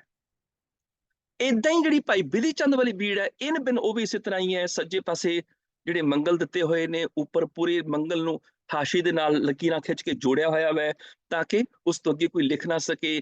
ਉਦਾਂ ਹੀ ਪਹਿਲਾ ਮੰਗਲ ਹੈ, ਫਿਰ ਰਾਗ ਹੈ, ਫਿਰ ਪਾਤਸ਼ਾਹੀ ਹੈ, ਫਿਰ ਅੱਗੋਂ ਸਰਲੇਖ ਹੈ। ਬਿਲਕੁਲ ਸੇਮ ਇਨ ਬਿਨ ਜਿਹੜਾ ਭਾਈ ਬਿਧੀ ਚੰਦ ਵਾਲਾ ਸਰੂਪ ਇਸੇ ਤਰ੍ਹਾਂ ਹੈ। ਖੈਰ, ਇਸ ਤੋਂ ਅੱਗੇ 1864 ਤੱਕ ਸਾਰੀਆਂ ਬੀੜਾਂ ਹੱਥ ਨਾਲ ਲਿਖੀਆਂ ਜਾਂਦੀਆਂ ਰਹੀਆਂ। ਉਤਾਰਿਆਂ ਦੇ ਉਤਾਰੇ ਅੱਗੋਂ, ਫਿਰ ਉਤਾਰੇ ਅੱਗੋਂ, ਫਿਰ ਉਤਾਰੇ, ਏਦਾਂ ਹੀ ਚੱਲਦੇ ਰਹੇ। ਉਸ ਸਮੇਂ ਲਾਹੌਰ ਦੇ ਇੱਕ ਪ੍ਰਕਾਸ਼ਕ ਸੀ ਲਾਲਾ ਹਰਸੁਖ ਰਾਏ। ਇਹਨਾਂ ਵੱਲੋਂ ਬੇਨਤੀ ਕੀਤੀ ਕਿ ਦਰਬਾਰ ਸਾਹਿਬ ਆ ਕੇ ਪੁਜਾਰੀਆਂ ਨੂੰ, ਕਿਉਂਕਿ ਪੁਜਾਰੀਵਾਦ ਸੀ ਉਸ ਸਮੇਂ 'ਚ, ਉਦੋਂ ਪੁਜਾਰੀ ਸਾਰਾ ਕੰਮ ਸਾਂਭ ਰਹੇ ਸਨ, ਮਹੰਤ ਆਦਿ ਇੱਕ ਦੂਜੇ ਤੀਜੇ। ਉਹਨਾਂ ਨੇ ਕਿਹਾ ਵੀ ਮੈਂ ਪੱਥਰ ਦੇ ਛਾਪੇ ਤੇ ਬੀੜ ਛਾਪਣੀ ਹੈ, ਤੇ ਦੱਸੋ ਵੀ ਕਿਹੜੀ ਬੀੜ ਛਾਪਾਂ। ਉਸ ਸਮੇਂ ਉਹ 3 ਬੀੜਾਂ ਸਾਹਮਣੇ ਲੈ ਕੇ ਆਏ। ਭਾਈ ਬੰਨੋ ਜੀ ਵਾਲੀ ਬੀੜ, ਭਾਈ ਗੁਰਦਾਸ ਵਾਲੀ ਬੀੜ ਜਿਹਨੂੰ ਕਰਤਾਰਪੁਰ ਵਾਲੀ ਕਹਿੰਦੇ ਅਸੀਂ, ਇੱਕ ਦਮਦਮੇ ਸਾਹਿਬ ਵਾਲੀ। ਹੁਣ ਇਸ ਗੱਲ ਦਾ ਫੈਸਲਾ ਤੇ ਵਿਦਵਤਾ ਨਾਲ ਕਰਨਾ ਸੀ ਨਾ, ਸੋਚ ਸਮਝ ਕੇ, ਸਾਰੇ ਨਿਯਮਾਂ ਨੂੰ ਧਿਆਨ 'ਚ ਰੱਖ ਕੇ, ਗੁਰਬਾਣੀ ਦੀ ਪ੍ਰਮਾਣਿਕਤਾ ਨੂੰ ਚੈੱਕ ਕਰਕੇ ਵੀ ਕਿਹੜੀ ਬੀੜ ਜਿਹੜੀ ਪ੍ਰਮਾਣਿਕ ਹੈ, ਬਿਲਕੁਲ ਗੁਰੂ ਸਾਹਿਬ ਦੇ ਜ਼ਮਾਨੇ ਦੀ ਹੈ। ਪਰ ਇਹ ਚੈੱਕ ਕਰਨ ਦੀ ਬਜਾਏ ਜਿਵੇਂ ਕੌਮ 'ਚ ਬੁੱਧੀਮਾਨ ਸਿੱਖਾਂ ਦੀ ਮੰਨ ਲਓ ਜਿਵੇਂ ਘਾਟ ਹੋਵੇ, ਹਾਲਾਂਕਿ ਘਾਟ ਤੇ ਕਿਸੇ ਸਮੇਂ ਨਹੀਂ ਹੁੰਦੀ, ਸਿਰਫ ਬੁੱਧੀਮਾਨ ਜਿਹੜੇ ਵਿਦਵਾਨ ਸੱਜਣ ਹੁੰਦੇ ਨੇ ਉਹਨਾਂ ਨੂੰ ਇਗਨੋਰ ਕੀਤਾ ਜਾਂਦਾ ਹੈ ਹਮੇਸ਼ਾ। ਸਾਰੀਆਂ ਧਰਤੀ ਦੇ ਜਿੰਨੇ ਵੀ ਪੰਥ, ਜਿੰਨੇ ਵੀ ਧਰਮ ਨੇ, ਉਹਨਾਂ ਸਾਰਿਆਂ ਵੱਲੋਂ ਹੀ ਆਪੋ ਆਪਣੇ ਧਰਮਾਂ ਦੇ ਵਿਦਵਾਨਾਂ ਨੂੰ ਇਗਨੋਰ ਕੀਤਾ ਹੀ ਜਾਂਦਾ ਵੈ। ਬਹੁ ਗਿਣਤੀ ਦਾ ਫੈਸਲਾ ਮੰਨਿਆ ਜਾਂਦਾ ਹੈ। ਏਦਾਂ ਕਹਿ ਲਓ ਵੀ ਲੋਕਤੰਤਰ ਡੈਮੋਕ੍ਰੇਸੀ ਵਿੱਚ ਇੱਕ ਬੜਾ ਵੱਡਾ ਨੁਕਸ ਹੈ। ਇਸ ਲੋਕਤੰਤਰ ਵਿੱਚ, ਗਣਤੰਤਰ ਦੇ ਵਿੱਚ 10 ਮੂਰਖ ਜਿੱਤ ਜਾਂਦੇ ਨੇ ਤੇ 9 ਸਿਆਣੇ ਹਾਰ ਜਾਂਦੇ ਨੇ। ਇਸ ਕਰਕੇ ਗੁਰੂ ਸਾਹਿਬਾਨਾਂ ਨੇ ਗਣਤੰਤਰ ਦੀ ਥਾਂ ਤੇ ਗੁਣਤੰਤਰ ਨੂੰ ਅਪਣਾਇਆ। ਗਣ ਮੈਨੇ ਗਿਣਤੀ ਵੀ, ਇੰਨੇ ਗਣ, ਇੰਨੇ ਬੰਦੇ ਨਹੀਂ, ਉਹਦੀ ਥਾਂ ਤੇ ਗੁਣ ਕਿਹਦੇ ਵਿੱਚ ਨੇ। ਪ੍ਰਿਥੀ ਚੰਦ ਦੇ ਪਿੱਛੇ ਭਾਵੇਂ ਭੀੜ ਹੋਵੇ, ਜੇ ਗੁਣ ਗੁਰਜਨ ਦੇ ਪਾਤਸ਼ਾਹ ਵਿੱਚ ਨੇ ਤੇ ਗੁਰੂ ਦੇ ਯੋਗ ਹੋਈ ਨੇ, ਗੁਰੂ ਰਾਮਦਾਸ ਪਾਤਸ਼ਾਹ ਨੇ ਕਿਰਪਾ। ਖੈਰ, ਹੁਣ ਉਸ ਸਮੇਂ ਵਿਦਵਤਾ ਪੂਰਵ ਤੇ ਫੈਸਲਾ ਕੀ ਕਰਨਾ ਸੀ, ਸੋਚ ਵਿਚਾਰ ਕਰਕੇ ਉਹਨਾਂ ਨੇ ਲੋਟਰੀ ਸਿਸਟਮ ਕੀਤਾ। ਕਹਿਣ ਲੱਗੇ ਏਦਾਂ ਕਰੋ ਜੀ, ਦਰਬਾਰ ਸਾਹਿਬ 'ਚ ਪਰਚੀਆਂ ਪਾ ਦਿਓ, ਜਿਹੜੀ ਉਹ ਤੁਸੀਂ ਬੀੜ ਛਾਪ ਦਿਓ। 3 ਬੀੜਾਂ ਨੂੰ ਉਹਨਾਂ ਨੇ ਸਰੋਵਰ 'ਚ ਪਾਇਆ। ਦਮਦਮੇ ਸਾਹਿਬ ਵਾਲੀ ਬੀੜ ਜਿਹੜੀ ਪਰਚੀ ਤਰ ਕੇ ਆਈ, ਤੇ ਇਸ ਬੀੜ ਦਾ ਲੇਖਨਕਾਰ ਜਿਹੜਾ ਭਾਈ ਤਾਰਾ ਸਿੰਘ ਜੀ ਨੇ ਕੀਤਾ। ਹੁਣ ਉਹ ਜਿਹੜੇ ਉਤਾਰਿਆਂ ਦੇ ਅੱਗੋਂ ਉਤਾਰਾ ਵੈ, ਕਿਹੜਾ ਉਤਾਰਾ ਵੈ, ਕਿ ਉਹ ਠੀਕ ਉਤਾਰਾ ਸੀ ਕਿ ਨਹੀਂ, ਇਹਦੇ ਬਾਰੇ ਚੈੱਕ ਕੀਤਾ ਹੀ ਨਹੀਂ ਗਿਆ। ਬਸ ਉਸ ਬੀੜ ਨੂੰ ਜਦੋਂ ਛਾਪਿਆ ਗਿਆ, ਪੱਥਰ ਦੇ ਛਾਪੇਖਾਨੇ ਦਾ ਆਰੰਭ ਹੋਇਆ। 1864 ਵਿੱਚ ਪਹਿਲੀ ਪੱਥਰ ਦੇ ਛਾਪੇ ਦੀ ਬੀੜ ਜਿਹੜੀ ਹੈ ਲਾਹੌਰ ਦੇ ਪ੍ਰਕਾਸ਼ਕ ਲਾਲਾ ਹਰਸੁਖ ਰਾਏ ਵੱਲੋਂ ਛਾਪੀ ਗਈ। ਉਸ ਤੋਂ ਬਾਅਦ ਲਾਹੌਰ ਦਾ ਇੱਕ ਹੋਰ ਪ੍ਰਕਾਸ਼ਕ ਸੀ, ਯੰਤਰ ਗਣੇਸ਼ ਪ੍ਰਕਾਸ਼ ਉਹਦੀ ਕੰਪਨੀ ਦਾ ਨਾਮ ਹੈ। ਉਹਨੇ ਫਿਰ 1885 ਵਿੱਚ ਇੱਕ ਹੋਰ ਬੀੜ ਜਿਹੜੀ ਪੱਥਰ ਦੇ ਛਾਪੇ ਛਾਪੀ। ਉਸ ਤੋਂ ਬਾਅਦ ਫਿਰ 1893 ਸੰਨ ਦੇ ਵਿੱਚ ਲਾਹੌਰ ਦੇ ਪ੍ਰੈਸ ਦਾ ਇੱਕ ਮਾਲਕ ਹੈ, ਪ੍ਰੈਸ ਦਾ ਨਾਮ ਹੈ ਵਿਦਿਆ ਪ੍ਰਕਾਸ਼ ਪ੍ਰੈਸ। ਉਹਦਾ ਮਾਲਕ ਵਪਾਰੀ ਸੀ ਮੁਨਸ਼ੀ ਹਰੀਚੰਦ। ਉਹਨੇ ਫਿਰ 1430 ਪੰਨਿਆਂ ਦੀ ਬੀੜ ਪੱਥਰ ਦੇ ਛਾਪੇ ਵਾਲੀ ਛਾਪੀ, ਜਿਹੜੀ ਅੱਜ ਸਾਡੇ ਕੋਲ ਪ੍ਰਚਲਿਤ ਹੈ 1430 ਪੰਨੇ, ਇਹ ਉਹੀ ਹੈ। ਅੱਗੋਂ ਇਹਦੀਆਂ ਹੀ ਉਤਾਰੇ ਅੱਗੋਂ ਹੋਏ ਨੇ। ਇਸ ਤੋਂ ਬਾਅਦ ਮੇਰੇ ਬੜੇ ਫੇਵਰਟ ਕਵੀ ਨੇ ਭਾਈ ਚਰਨ ਸਿੰਘ ਸ਼ਹੀਦ, ਆਜ਼ਾਦੀ ਦੇ ਟਾਈਮ ਦੇ, ਉਸ ਤੋਂ ਪਹਿਲਾਂ ਦੇ ਕਹਿ ਲਓ, ਤੇ ਜਿਨ੍ਹਾਂ ਦੀ ਹਾਸ ਰਸ ਬਹੁਤ ਸਾਰੀਆਂ ਕਵਿਤਾਵਾਂ ਨੇ। ਪਹਿਲ ਉਹਨਾਂ ਦੀ ਬਾਤ ਜ਼ਬਰਦਸਤ ਕਮਾਲ ਦੀ ਕਵਿਤਾ ਹੈਗੀ ਹੈ, ਤੇ ਉਹਨਾਂ ਨੇ ਵੀ ਫਿਰ ਗੁਰੂ ਗ੍ਰੰਥ ਸਾਹਿਬ ਦਾ ਸਰੂਪ ਬੀੜ ਨੂੰ ਛਾਪਿਆ। ਔਰ ਜਦੋਂ ਇਹ ਬੀੜਾਂ ਛਪਣੀਆਂ ਸ਼ੁਰੂ ਹੋਈਆਂ ਪੱਥਰ ਦੇ ਛਾਪੇਖਾਨੇ ਤੋਂ, ਫਿਰ ਹੌਲੀ ਹੌਲੀ ਟਾਈਪਿੰਗ ਵਾਲੀਆਂ ਬੀੜਾਂ ਸ਼ੁਰੂ ਹੋਈਆਂ। 1875 ਸੰਨ ਦੇ ਵਿੱਚ ਮਾਈ ਸੇਵਾ ਬਾਜ਼ਾਰ ਅੰਮ੍ਰਿਤਸਰ ਦੇ ਜਿਹੜੇ ਛਾਪਕ ਨੇ ਭਾਈ ਚਤਰ ਸਿੰਘ ਜੀਵਨ ਸਿੰਘ, ਉਹਨਾਂ ਨੇ ਬੀੜ ਛਾਪੀ। ਫਿਰ ਮੁੜ ਕੇ 1920 ਸੰਨ ਦੇ ਵਿੱਚ ਭਾਈ ਜਵਾਹਰ ਸਿੰਘ ਕਿਰਪਾਲ ਸਿੰਘ ਨੇ ਇਸ ਬੀੜ ਨੂੰ ਛਾਪਿਆ, ਕਿਉਂਕਿ ਇਹ ਵਪਾਰੀ ਸਨ ਤੇ ਸੁਧਾਈ ਦਾ ਇਹਨਾਂ ਦੇ ਮਨ ਵਿੱਚ ਕੋਈ ਪ੍ਰਵਾਹ ਨਹੀਂ। ਉਹਦਾ ਕਾਰਨ ਇਹ ਹੈ ਕਿ ਜਿਨ੍ਹਾਂ ਨੇ ਬਿਜ਼ਨਸ ਕਰਨਾ ਹੈ ਉਹਨਾਂ ਨੇ ਬੀੜ ਇੱਕ ਵਾਰੀ ਟਾਈਪ ਕਰਾ ਲਈ, ਉਹ ਮੁੜ ਕੇ ਉਸ ਤੋਂ ਬਾਅਦ ਮਾੜਾ ਮੋਟੀ ਨਜ਼ਰਸਾਨੀ ਕੀਤੀ ਤੇ ਵੇਚਣੀ ਸ਼ੁਰੂ ਕਰ ਦਿੱਤੀ, ਕਿਉਂਕਿ ਬਾਰ-ਬਾਰ ਸੁਧਾਈ ਕਰਨ ਦਾ ਮਤਲਬ ਹੈ ਵੀ ਜ਼ਿਆਦਾ ਪੈਸੇ ਦੇਣੇ ਪੈਣਗੇ ਸੁਧਾਈ ਕਰਨ ਵਾਲਿਆਂ ਨੂੰ, ਤੇ ਬਿਜ਼ਨਸਮੈਨ ਬੰਦਾ ਹਰ ਪਾਸਿਓਂ ਪੈਸੇ ਬਚਾਉਂਦਾ ਹੈ। ਸਮੇਂ ਦੇ ਬਦਲਾਅ ਨਾਲ ਜਦੋਂ ਟਾਈਪਿੰਗ ਪ੍ਰਿੰਟਿੰਗ ਸ਼ੁਰੂ ਹੋਈ, ਉਦੋਂ ਫਿਰ ਇਹ ਬੀੜਾਂ ਛਪਣੀਆਂ ਸ਼ੁਰੂ ਹੋਈਆਂ। ਤੇ ਪਹਿਲੀ ਵਾਰ ਜਦੋਂ ਟਾਈਪਿੰਗ ਬੀੜ ਛਾਪੀ ਗਈ, ਉਦੋਂ ਪਦਛੇਦ ਕੀਤਾ ਗਿਆ। ਤੇ ਪਦਛੇਦ ਦੇ ਵਿੱਚ ਜਿਹੜਾ ਸੋਧਕ ਸਨ ਉਹ ਗਿਆਨੀ ਮਹਿੰਦਰ ਸਿੰਘ ਰਤਨ, ਇਹ ਬੁੱਧ ਸਿੰਘ ਦੇ ਬੇਟੇ ਸਨ, ਇਹਨਾਂ ਨੇ ਕੀਤਾ। ਪਰ ਗੁਰਬਾਣੀ ਦੀ ਸ਼ੁੱਧਤਾ ਵਾਸਤੇ ਕੋਈ ਮਾਪਦੰਡ ਨਹੀਂ ਵਰਤੇ ਗਏ। ਜਦੋਂ ਫਿਰ ਗੈਰ ਜ਼ਿੰਮੇਦਾਰ ਤਰੀਕੇ ਦੇ ਨਾਲ ਗੁਰੂ ਗ੍ਰੰਥ ਸਾਹਿਬ ਦੇ ਪੰਨਿਆਂ ਦੀ ਬੇਅਦਬੀ ਵੀ ਹੋਈ, ਜਦੋਂ ਉਹਨਾਂ ਨੇ ਛਾਪਿਆ, ਗੈਰ ਜ਼ਿੰਮੇਵਾਰ ਤਰੀਕੇ ਨਾਲ ਵੇਚਣ ਦੇ ਮਾਮਲੇ ਵੀ ਆਏ, ਫਿਰ ਆਖਰ ਅਕਾਲ ਤਖਤ ਸਾਹਿਬ ਨੂੰ ਹੁਕਮਨਾਮਾ ਜਾਰੀ ਹੋਇਆ, ਪੰਜਾਬ ਅਸੈਂਬਲੀ 'ਚ ਮਤਾ ਪਾਸ ਹੋਇਆ ਤੇ ਅੱਜ ਪ੍ਰਾਈਵੇਟ ਛਾਪਕਾਂ ਨੂੰ 2006 ਸਨ ਤੋਂ ਬਾਅਦ ਬੀੜਾ ਛਾਪਣ ਦਾ ਅਧਿਕਾਰ ਇਹਨਾਂ ਤੋਂ ਖੋਹ ਲਿਆ ਗਿਆ ਹੈ। ਤਾਂ ਹੁਣ ਪ੍ਰਾਈਵੇਟ ਛਾਪਕ ਜਿਹੜੇ ਨੇ ਇਹ ਹੁਣ ਗੁਰੂ ਗ੍ਰੰਥ ਸਾਹਿਬ ਦੀ ਬੀੜ ਨਹੀਂ ਛਾਪ ਸਕਦੇ, ਤੇ ਅਕਾਲ ਤਖਤ ਦਾ ਹੁਕਮਨਾਮਾ ਤੇ ਪੰਜਾਬ ਅਸੈਂਬਲੀ ਦਾ ਮਤਾ। ਜਦੋਂ ਸ਼੍ਰੋਮਣੀ ਕਮੇਟੀ ਹੋਂਦ ਵਿੱਚ ਆਈ ਸੀ ਨਾ 1925 ਦੇ ਕਰੀਬ, ਤੇ 50 ਤੋਂ ਲੈ ਕੇ 52 ਸਾਲ ਤੱਕ ਇਹਨਾਂ ਨੇ ਲੱਖਾਂ ਰੁਪਏ ਖਰਚ ਕੇ ਸੁੰਦਰ ਬਲਾਕ ਬਣਾਏ ਵੀ ਅਸੀਂ ਬੀੜ ਛਾਪਾਂਗੇ। ਤੇ ਉਹਨਾਂ ਨੇ ਕਰਤਾਰਪੁਰੀ ਬੀੜ ਤੇ ਦਮਦਮੀ ਬੀੜ, ਇਹ ਦੋ ਬੀੜਾਂ ਨੂੰ ਆਧਾਰ ਬਣਾ ਕੇ ਵਿਦਵਾਨ ਸੱਜਣਾਂ ਦੀ ਕਮੇਟੀ ਬਣਾਈ ਤੇ ਦੋ ਬੀੜਾਂ ਨੂੰ ਆਧਾਰ ਬਣਾ ਕੇ ਉਹਨਾਂ ਨੇ ਇੱਕ ਤਰਤੀਬ ਦਿੱਤੀ ਗੁਰੂ ਗ੍ਰੰਥ ਸਾਹਿਬ ਜੀ ਨੂੰ ਵੀ ਆਹ ਠੀਕ ਹੈ। ਔਰ ਬਿਲਕੁਲ ਠੀਕ ਵੀ ਸੀ ਗੱਲ, ਇਹ ਸ਼੍ਰੋਮਣੀ ਕਮੇਟੀ ਦਾ ਵਧੀਆ ਫੈਸਲਾ ਸੀ ਇਹ, ਕਿਉਂਕਿ ਕਰਤਾਰਪੁਰੀ ਮੂਲ ਬੀੜ ਹੈ, ਦਮਦਮੀ ਬੀੜ ਉਹ ਜਿਹਨੂੰ ਗੁਰੂ ਗੋਬਿੰਦ ਸਿੰਘ ਪਾਤਸ਼ਾਹ ਨੇ ਗੁਰਤਾ ਗੱਦੀ ਦਿੱਤੀ ਹੈ, ਜਿਸ 'ਚ ਗੁਰੂ ਤੇਗ ਬਹਾਦਰ ਸਾਹਿਬ ਦੀ ਬਾਣੀ ਵੀ ਦਰਜ ਹੈ। ਇਹਨਾਂ ਦੋ ਬੀੜਾਂ ਨੂੰ ਆਧਾਰ ਬਣਾ ਕੇ ਇੱਕ ਤਰਤੀਬ ਦਿੱਤੀ, ਸੋਹਣੇ ਬਲਾਕ ਬਣਾਏ, ਲੱਖਾਂ ਰੁਪਏ ਖਰਚੇ ਉਸ ਸਮੇਂ। ਹਜੇ ਤੱਕ ਕੰਪਿਊਟਰ ਦੀ ਕਾਢ ਨਹੀਂ ਸ਼ੁਰੂ ਹੋਈ, ਇਹਨਾਂ ਯਾਦ ਰੱਖਿਓ, ਹਜੇ ਪੱਥਰ ਦੇ ਛਾਪੇ ਹੀ ਨੇ। ਤੇ ਉਸ ਸਮੇਂ ਬੜੀ ਸੁੰਦਰ ਛਪਾਈ ਦੇ ਨਾਲ ਪੱਥਰ ਦੇ ਬਲਾਕ ਤਿਆਰ ਕਰਾਏ ਸੋਹਣੇ ਤਰੀਕੇ ਦੇ ਨਾਲ, ਤੇ ਔਰ ਸੁੰਦਰ ਬੀੜ 1952 'ਚ ਛਾਪੀ ਗਈ। ਭੇਟਾ ਵੀ ਲਾਗਤ ਮਾਤਰ ਹੀ ਰੱਖੀ, ਸ਼ਬਦਾਰਥ ਸੈਂਚੀਆਂ ਵੀ ਛਪੀਆਂ। ਮੰਗਲਾਂ ਦੀ ਤਰਤੀਬ ਵੀ ਜਿਹੜੀ ਹੈ ਸਰਲੇਖਾਂ ਤੋਂ ਪਹਿਲਾਂ ਰੱਖ ਕੇ ਸਾਰੀ ਬੀੜ ਨੂੰ ਇਕਸਾਰ ਕੀਤਾ ਗਿਆ। ਮੰਗਲਾਂ ਦੀ ਤਰਤੀਬ ਵੀ ਇੱਕੋ ਜਿਹੀ ਸੀ। ਅੱਜ ਵੀ ਸ਼੍ਰੋਮਣੀ ਕਮੇਟੀ ਦੀਆਂ ਪੁਰਾਣੀਆਂ ਜਿਹੜੀਆਂ ਬੀੜਾਂ ਅਸੀਂ ਦੇਖਦੇ ਹਾਂ, ਉਹਨਾਂ ਦੇ ਮੰਗਲ ਉੱਪਰ ਹੈਗੇ ਨੇ, ਨਜ਼ਰ ਆ ਜਾਂਦੀਆਂ ਨੇ।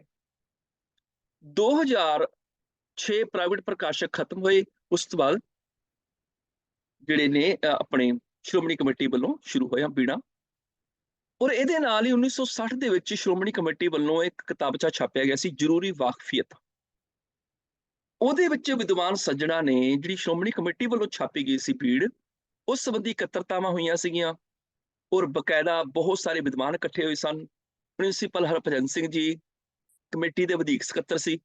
ਉਹਨਾਂ ਨੇ ਆਪਣੀ ਸ਼੍ਰੋਮਣੀ ਕਮੇਟੀ ਵੱਲੋਂ 1960 ਦੇ ਵਿੱਚ ਕਿਤਾਬਤਾ ਛਾਪ ਕੇ ਵੰਡਿਆ ਗਿਆ ਸੀ ਸੰਗਤਾਂ ਦੇ ਸਨਮੁਖ, ਤੇ ਉਹਦੇ ਵਿੱਚ ਦੱਸਿਆ ਸੀ ਕਿ ਇਸ ਬੀੜ ਵਿੱਚ 700 ਦੇ ਕਰੀਬ ਪਾਠ ਭੇਦ ਨੇ, ਜਿਹੜੇ ਠੀਕ ਕਰਕੇ ਅਸੀਂ ਨਵੀਂ ਬੀੜ ਦੀ ਛਪਾਈ ਕੀਤੀ ਹੈਗੀ ਹੈ।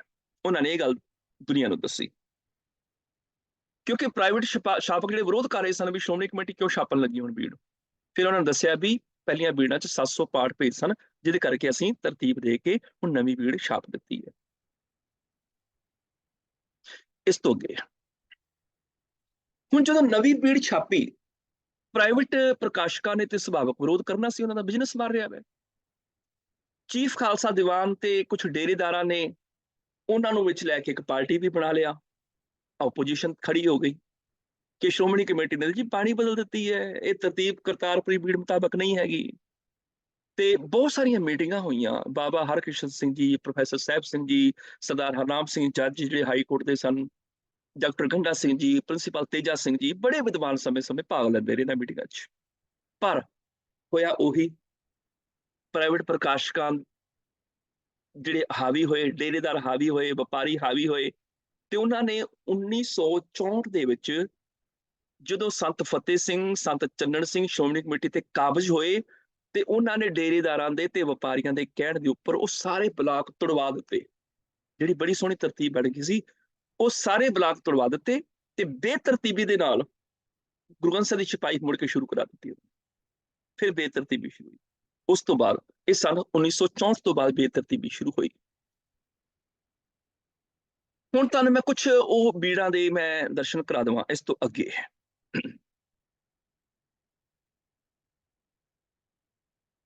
ਮੈਂ ਉਹਨਾਂ ਬੀੜਾਂ ਨੂੰ ਮੈਂ ਸਿਰਫ ਇਹ ਆਪਣਾ ਸਹਿਸਕ੍ਰਿਤੀ ਸਰੋਕਾਂ ਦੀ ਗੱਲ ਚੱਲ ਰਹੀ ਹੈ, ਇਸ ਕਰਕੇ ਸਹਿਸਕ੍ਰਿਤੀ ਸਰੋਕਾਂ ਦਾ ਹੀ ਦੱਸਦੇ ਹਾਂ। ਜਿਵੇਂ ਉਸ ਸਮੇਂ ਮਹਿਲਾ ਪਹਿਲਾ ਦਾ ਇੱਕ ਸਰੋਕ ਦੇ ਕੇ ਕਰਤਾਰਪੁਰੀ ਬੀੜ ਤੇ ਦਮਦਮੀ ਬੀੜ ਨੂੰ ਆਧਾਰ ਜਦੋਂ ਬਣਾਇਆ ਸੀਗਾ, ਜਦੋਂ ਉਦੋਂ ਬੀੜਾਂ ਛਾਪੀਆਂ ਗਈਆਂ ਸੀਗੀਆਂ, ਤੇ ਉਦੋਂ ਇੱਕ ਓਂਕਾਰ ਇੱਥੇ ਹੱਥ ਲਿਖਤ ਬੀੜਾਂ ਵਿੱਚ ਦਰਜ ਸੀ। ਉਹਨਾਂ ਨੇ ਏਦਾਂ ਹੀ ਇਹਨੂੰ ਪ੍ਰਿੰਟ ਵਿੱਚ ਰੱਖਿਆ ਸੀਗਾ, ਸਿਰਫ ਇੱਕ ਓਂਕਾਰ। ਇਸ ਤਰ੍ਹਾਂ ਹੀ ਬਕਾਇਦਾ ਫੁੱਟ ਨੋਟ ਦਿੱਤਾ ਗਿਆ ਕਿ ਸ਼੍ਰੀ ਕਰਤਾਰਪੁਰ ਵਾਲੀ ਬੀੜ ਵਿੱਚ ਇਸ ਸ਼ਲੋਕ ਦੇ ਪਹਿਲਾਂ ਇੱਕ ਓਂਕਾਰ ਦਿੱਤਾ ਗਿਆ ਹੈ। ਬਕਾਇਦਾ ਨੋਟ ਵੀ ਦਿੱਤਾ ਗਿਆ, ਕਿਉਂਕਿ ਇਹ ਸ਼ਲੋਕ ਆਸਾ ਕੀ ਵਾਰ ਦੇ ਵਿੱਚ ਵੀ ਆਏ ਹੋਏ ਸਨ, ਤੇ ਬਕਾਇਦਾ ਇੱਥੇ ਦਿੱਤਾ ਹੈ ਵੀ ਕਿਹੜੇ ਕਿਹੜੇ ਪੰਨੇ ਦੇ ਉੱਪਰ ਉਹ ਸ਼ਲੋਕ ਆਏ ਹੋਏ ਨੇ। ਜਿਵੇਂ ਇਹ ਸ਼ਲੋਕ ਜਿਹੜਾ ਹੈ ਆਸਾ ਦੀ ਵਾਰ ਚ 469 ਤੇ ਅੱਗੇ ਫਿਰ ਮਹਿਲਾ ਦੂਜਾ ਦਾ ਸ਼ਲੋਕ 469 ਦੇ ਵਿੱਚ ਵਗੈਰਾ ਵਗੈਰਾ। ਇਸੇ ਤਰ੍ਹਾਂ ਹੀ ਜਿਹੜੀ ਬੀੜ ਛਾਪੀ ਸੀ ਉਹਦੇ ਵਿੱਚ ਵੀ ਇੱਕ ਓਂਕਾਰ ਏਦਾਂ ਹੀ ਛਾਪਿਆ ਗਿਆ ਸੀ। ਦੂਜਾ ਤੀਜਾ ਚੌਥਾ ਜਿਹੜਾ ਸ਼ਲੋਕ ਬਾਅਦ ਵਿੱਚ। ਇਹ ਕਿੱਥੋਂ ਆਈ ਜੀ? ਇਹ ਹੁਣ ਕਰਤਾਰਪੁਰੀ ਬੀੜ ਤੇ ਦਮਦਮੀ ਬੀੜ ਜਿਹੜੀ ਮੂਲ ਸੀ ਬੀੜਾਂ ਸਾਡੀਆਂ, ਜਿਹੜੀ ਗੁਰੂ ਅਰਜਨ ਦੇਵ ਪਾਤਸ਼ਾਹ ਨੇ ਲਿਖਾਈ ਸੀ ਕਰਤਾਰਪੁਰੀ ਬੀੜ, ਗੁਰੂ ਗੋਬਿੰਦ ਸਿੰਘ ਪਾਤਸ਼ਾਹ ਨੇ ਲਿਖਾਈ ਸੀ ਦਮਦਮੀ ਬੀੜ, ਇਹ ਉਹਦੇ ਵਿੱਚੋਂ ਆਏ ਨੇ ਜੀ। ਇਹ ਆਹ ਦੇਖੋ ਜੀ ਅੱਗੇ ਹੁਣ ਪਹਿਲਾਂ ਤਾਂ ਆਪਾਂ ਇਹਨੂੰ ਦੇਖ ਲਈਏ। ਸੋਕ ਸਹਿਸਕ੍ਰਿਤੀ ਮਹਿਲ ਪਹਿਲਾ, ਇਸ ਸਿਰਲੇਖ ਵਿੱਚ 4 ਸ਼ਲੋਕ ਲਿਖੇ ਹੋਏ ਹਨ। ਇਹ ਸਾਰੇ ਪਿੱਛੇ 12 ਵਿੱਚ ਆ ਚੁੱਕੇ ਹਨ ਔਰ ਸਿਰਫ ਪਹਿਲਾ ਮਹਿਲਾ ਪਹਿਲਾ ਦਾ ਹੈ, ਬਾਕੀ 3 ਸ਼ਲੋਕ ਮਹਿਲਾ ਦੂਜਾ ਦੇ ਦੱਸੇ ਗਏ ਹਨ। ਜਿਵੇਂ ਬੀੜ ਨੰਬਰ ਆ ਸਾਰੇ ਬੀੜ ਦਿੱਤੇ ਨੇ 27/57, 42/264 ਤੇ ਆ ਜਿਹੜੀ ਸੰਮਤ ਦੇ ਦਿੱਤੇ ਹੋਏ ਨੇ ਇਹਨਾਂ ਦੇ ਵਿੱਚ 541/70, 7 ਤੇ 9 ਦੇ ਵਿੱਚ 27/47 ਵਗੈਰਾ ਵਗੈਰਾ ਸਾਰੀਆਂ ਦਿੱਤੀਆਂ ਹੋਈਆਂ ਨੇ। ਇਹ ਸਾਰੇ ਕੋਈ ਵੀ ਪੜ੍ਹਨਾ ਚਾਹਵੇ ਤੇ ਜਿਹੜੀ ਪਾਠ ਭੇਦ ਪੋਥੀ ਹੈਗੀ ਹੈ ਉਹਦੇ ਵਿੱਚੋਂ ਅਸੀਂ ਦੇਖ ਸਕਦੇ ਹਾਂ। ਪਾਠ ਭੇਦ ਸੂਚੀ ਸੰਥਾ ਸੈਂਚੇ ਦੀ ਸ਼੍ਰੋਮਣੀ ਕਮੇਟੀ ਵੱਲੋਂ ਛਪੀ ਸੀ ਇਹ ਵਾਲੀ, ਉਹਦੇ ਵਿੱਚ ਸਾਰਾ ਦਿੱਤਾ ਹੋਇਆ ਹੈ। ਹਾਂਜੀ, ਇਹ ਸਾਰਾ ਕੁਝ ਪੜ੍ਹਿਆ ਜਾ ਸਕਦਾ ਹੈ। ਜਿਵੇਂ ਇੱਥੇ ਵੀ ਦਿੱਤਾ ਹੋਇਆ ਹੈ ਕਿ ਇਹ ਸ਼ਲੋਕ ਆਸਾ ਦੀ ਵਾਰ ਚ 14ਵੀਂ ਪੌੜੀ ਦੂਜਾ ਨਾਲ ਹੈ, ਦੇਖੋ ਇਸ ਤਰ੍ਹਾਂ। ਤੇ ਇਦਾਂ ਹੀ ਅੱਗੇ ਵੀ ਦਿੱਤਾ ਹੋਇਆ ਹੈ ਕਿ ਇਹ ਸ਼ਲੋਕ ਮਹਿਲਾ ਦੂਜਾ ਦੇ ਸਿਰਲੇਖ ਹੇਠ ਦਰਜ ਹੈਗਾ ਵੈ ਮਾਝ ਕੀ ਵਾਰ ਦੇ ਵਿੱਚ, ਜਾਂ ਇਸ ਤਰ੍ਹਾਂ। ਤੇ ਇਸੇ ਤਰ੍ਹਾਂ ਹੀ ਥੱਲੇ ਵੀ ਦਿੱਤਾ ਹੋਇਆ ਸੀ ਇੱਕ।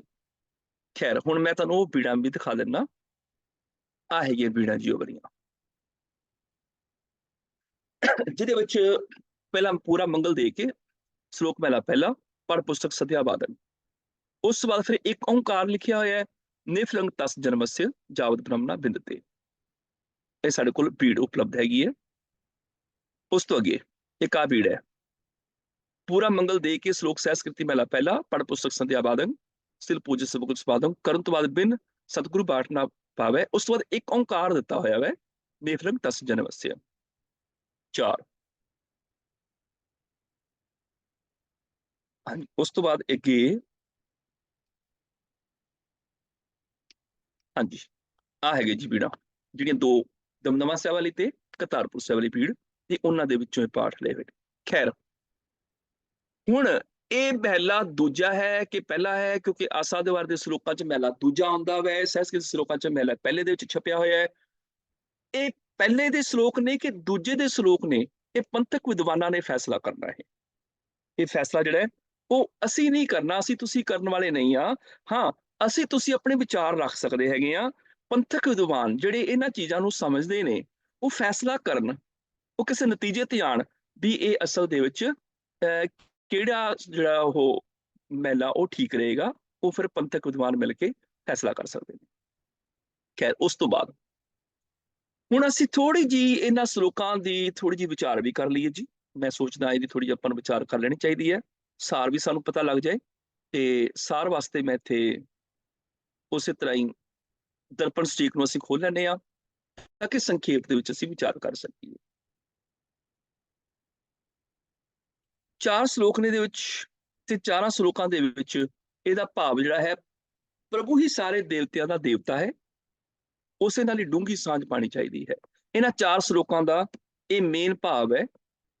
ਸਭ ਤੋਂ ਪਹਿਲਾਂ ਤੇ ਕਰਮ ਕਾਂਡ ਨੂੰ ਗੁਰਮਤਿ ਵਿੱਚ ਕੋਈ ਥਾਂ ਨਹੀਂ ਹੈ, ਚਾਹੇ ਉਹ ਸੰਧਿਆ ਕਰਨੀ ਹੈ। ਅੱਜ ਕੱਲ੍ਹ ਜਿਵੇਂ ਅਰਦਾਸਾਂ ਵਿੱਚ ਵੀ ਕਿਹਾ ਜਾਂਦਾ ਹੈ ਕਿ ਸੰਧਿਆ ਵੇਲੇ ਦੇ ਦੀਵਾਨ ਸਜਾਏ ਗਏ, ਸੰਧਿਆ ਨੂੰ ਤੇ ਗੁਰਬਾਣੀ 'ਚ ਥਾਂ ਥਾਂ ਤੇ ਕੰਡੈਮ ਕੀਤਾ ਗਿਆ, ਕਿਉਂਕਿ ਸੰਧਿਆ ਨੂੰ ਸ਼ੁਭ ਸਮਾਂ ਸਮਝਦੇ ਨੇ ਕਿ ਜਦੋਂ ਅੱਧਾ ਸੂਰਜ ਅੰਦਰ ਅੱਧਾ ਬਾਹਰ ਸੰਧੀ ਹੈ ਦਿਨ ਤੇ ਰਾਤ ਦੀ, ਉਸ ਸਮਾਂ ਮਹੂਰਤ ਉਹ ਸ਼ੁਭ ਹੈ।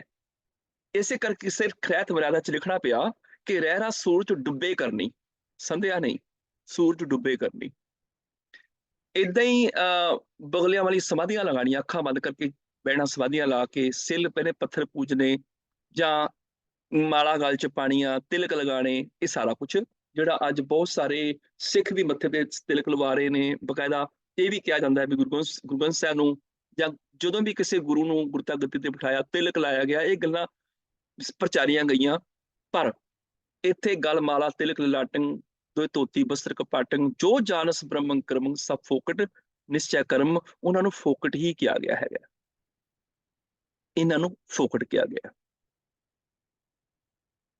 ਹਾਂਜੀ, ਇੱਕ ਵਿੱਚ ਥੋੜਾ ਜਿਹਾ ਆਇਆ ਹੋਇਆ ਸਵਾਲ ਕਿ ਕਿਤੇ ਇੰਡੀਕੇਸ਼ਨ ਹੈਗਾ ਕਿ ਗੁਰੂ ਅੰਗਦ ਦੇਵ ਪਾਤਸ਼ਾਹ ਦੇ ਸ਼ਲੋਕ ਸੰਸਕ੍ਰਿਤ ਸ਼ਲੋਕ ਹਨ।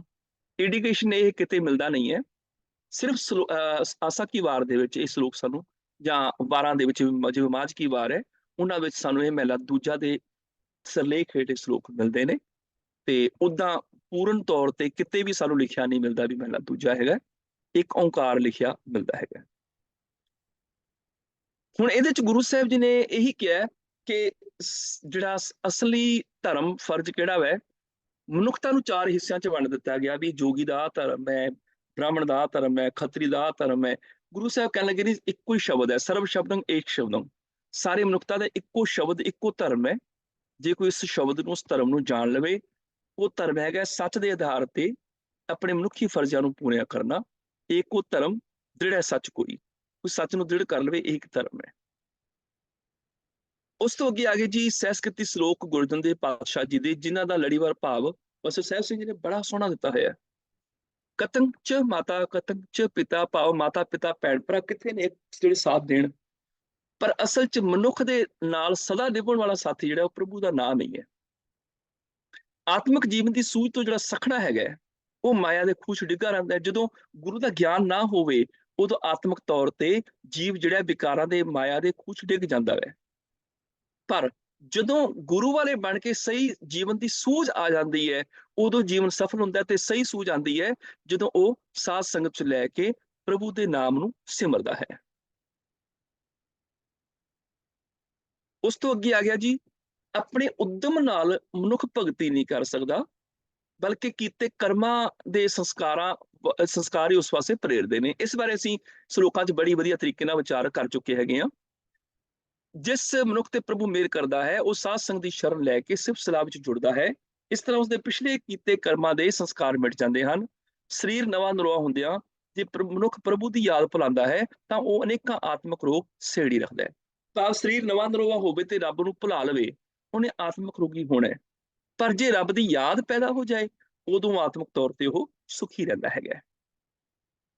26 ਤੋਂ 44 ਜਿਹੜੇ ਸ਼ਲੋਕ ਹੈਗੇ ਨੇ ਉਹਨਾਂ ਦੇ ਵਿੱਚ ਪ੍ਰਭੂ ਦੇ ਨਾਮ ਸਿਮਰਨ ਦੀ ਬਰਕਤ ਨਾਲ ਮਨੁੱਖ ਦੇ ਅੰਦਰ ਉੱਚੇ ਗੁਣ ਪੈਦਾ ਹੋ ਜਾਂਦੇ ਨੇ। ਭਾਵ ਜਦੋਂ ਰੱਬੀ ਨਾਮ ਨਾਲ ਜੀਵ ਜੁੜਦਾ ਹੈ ਨਾ, ਤੇ ਰੱਬੀ ਨਾਮ ਕੀ ਹੈ? ਸੱਚ, ਦਇਆ, ਪ੍ਰੇਮ, ਨਿਰਵੈਰਤਾ, ਨਿਰਭੈਤਾ, ਇਹਨਾਂ ਗੁਣਾਂ ਨਾਲ ਜੁੜ ਕੇ ਉਹੀ ਗੁਣ ਜੀਵ ਦੇ ਅੰਦਰ ਪੈਦਾ ਹੋ ਜਾਂਦੇ ਨੇ। ਫਿਰ ਜਦੋਂ ਆਹ ਗੁਣ ਉੱਚੇ ਜੀਵਨ ਦੇ ਵਿੱਚ ਪੈਦਾ ਹੋ ਜਾਂਦੇ ਨੇ ਤੇ ਉਹਨੂੰ ਇੱਕ ਦਾਤ ਮਿਲਦੀ ਹੈ ਸਾਧ ਸੰਗਤ ਦੇ ਵਿੱਚੋਂ, ਉਦੋਂ ਫਿਰ ਉਹ ਸੁੱਖ ਦੁੱਖ ਮਾਣ ਖੁਸ਼ੀ ਗਮੀ ਤੋਂ ਉੱਚਾ ਉੱਠ ਜਾਂਦਾ ਹੈ। ਫਿਰ ਉਹ ਆਪਣੇ ਜੀਵਨ ਦੇ ਵਿੱਚ ਸ਼ੁਭ ਗੁਣਾਂ ਨੂੰ ਧਾਰਨ ਕਰਕੇ ਸਾਰਿਆਂ 'ਚ ਇੱਕ ਰੱਬ ਦਾ ਰੂਪ ਦੇਖਦਾ ਹੈ। ਫਿਰ ਕਿਸੇ ਵੱਲੋਂ ਹੋਈ ਨਰਾਦਰੀ ਅਸਰ ਨਹੀਂ ਪਾਉਂਦੀ, ਕੋਈ ਵਿਕਾਰ ਨੇੜੇ ਨਹੀਂ ਟੁਕਦਾ, ਤੇ ਇਹ ਦਾਤ ਮਿਲਦੀ ਹੈ ਸਾਧ ਸੰਗਤ ਵਿੱਚੋਂ ਗੁਰੂ ਪ੍ਰਭੂ ਦੀ ਕਿਰਪਾ ਨਾਲ। 45 ਤੋਂ 55 ਸ਼ਲੋਕਾਂ ਦੇ ਵਿੱਚ ਵਿਕਾਰਾਂ ਦਾ ਜ਼ਿਕਰ ਕੀਤਾ ਗਿਆ ਹੈ। ਕਾਮ, ਕ੍ਰੋਧ, ਲੋਭ, ਮੋਹ, ਹੰਕਾਰ ਇੰਨੇ ਬਲੀ ਨੇ ਕਿ ਬੰਦਾ ਚਾਹੇ ਆਪਣੇ ਉਦਮ ਨਾਲ ਇਹਨਾਂ ਦਾ ਟਾਕਰਾ ਨਹੀਂ ਕਰ ਸਕਦਾ। ਕੋਈ ਕਵੇ ਮੈਂ ਕ੍ਰੋਧ ਖਤਮ ਕਰ ਦੇਵਾਂ, ਮੈਂ ਲੋਭ ਖਤਮ ਕਰ ਦਿਆਂ, ਮੈਂ ਹੰਕਾਰ ਮਿਟਾ ਦਿਆਂ, ਨਹੀਂ ਹੋ ਸਕਦਾ। ਕਿਉਂ ਨਹੀਂ ਹੋ ਸਕਦਾ?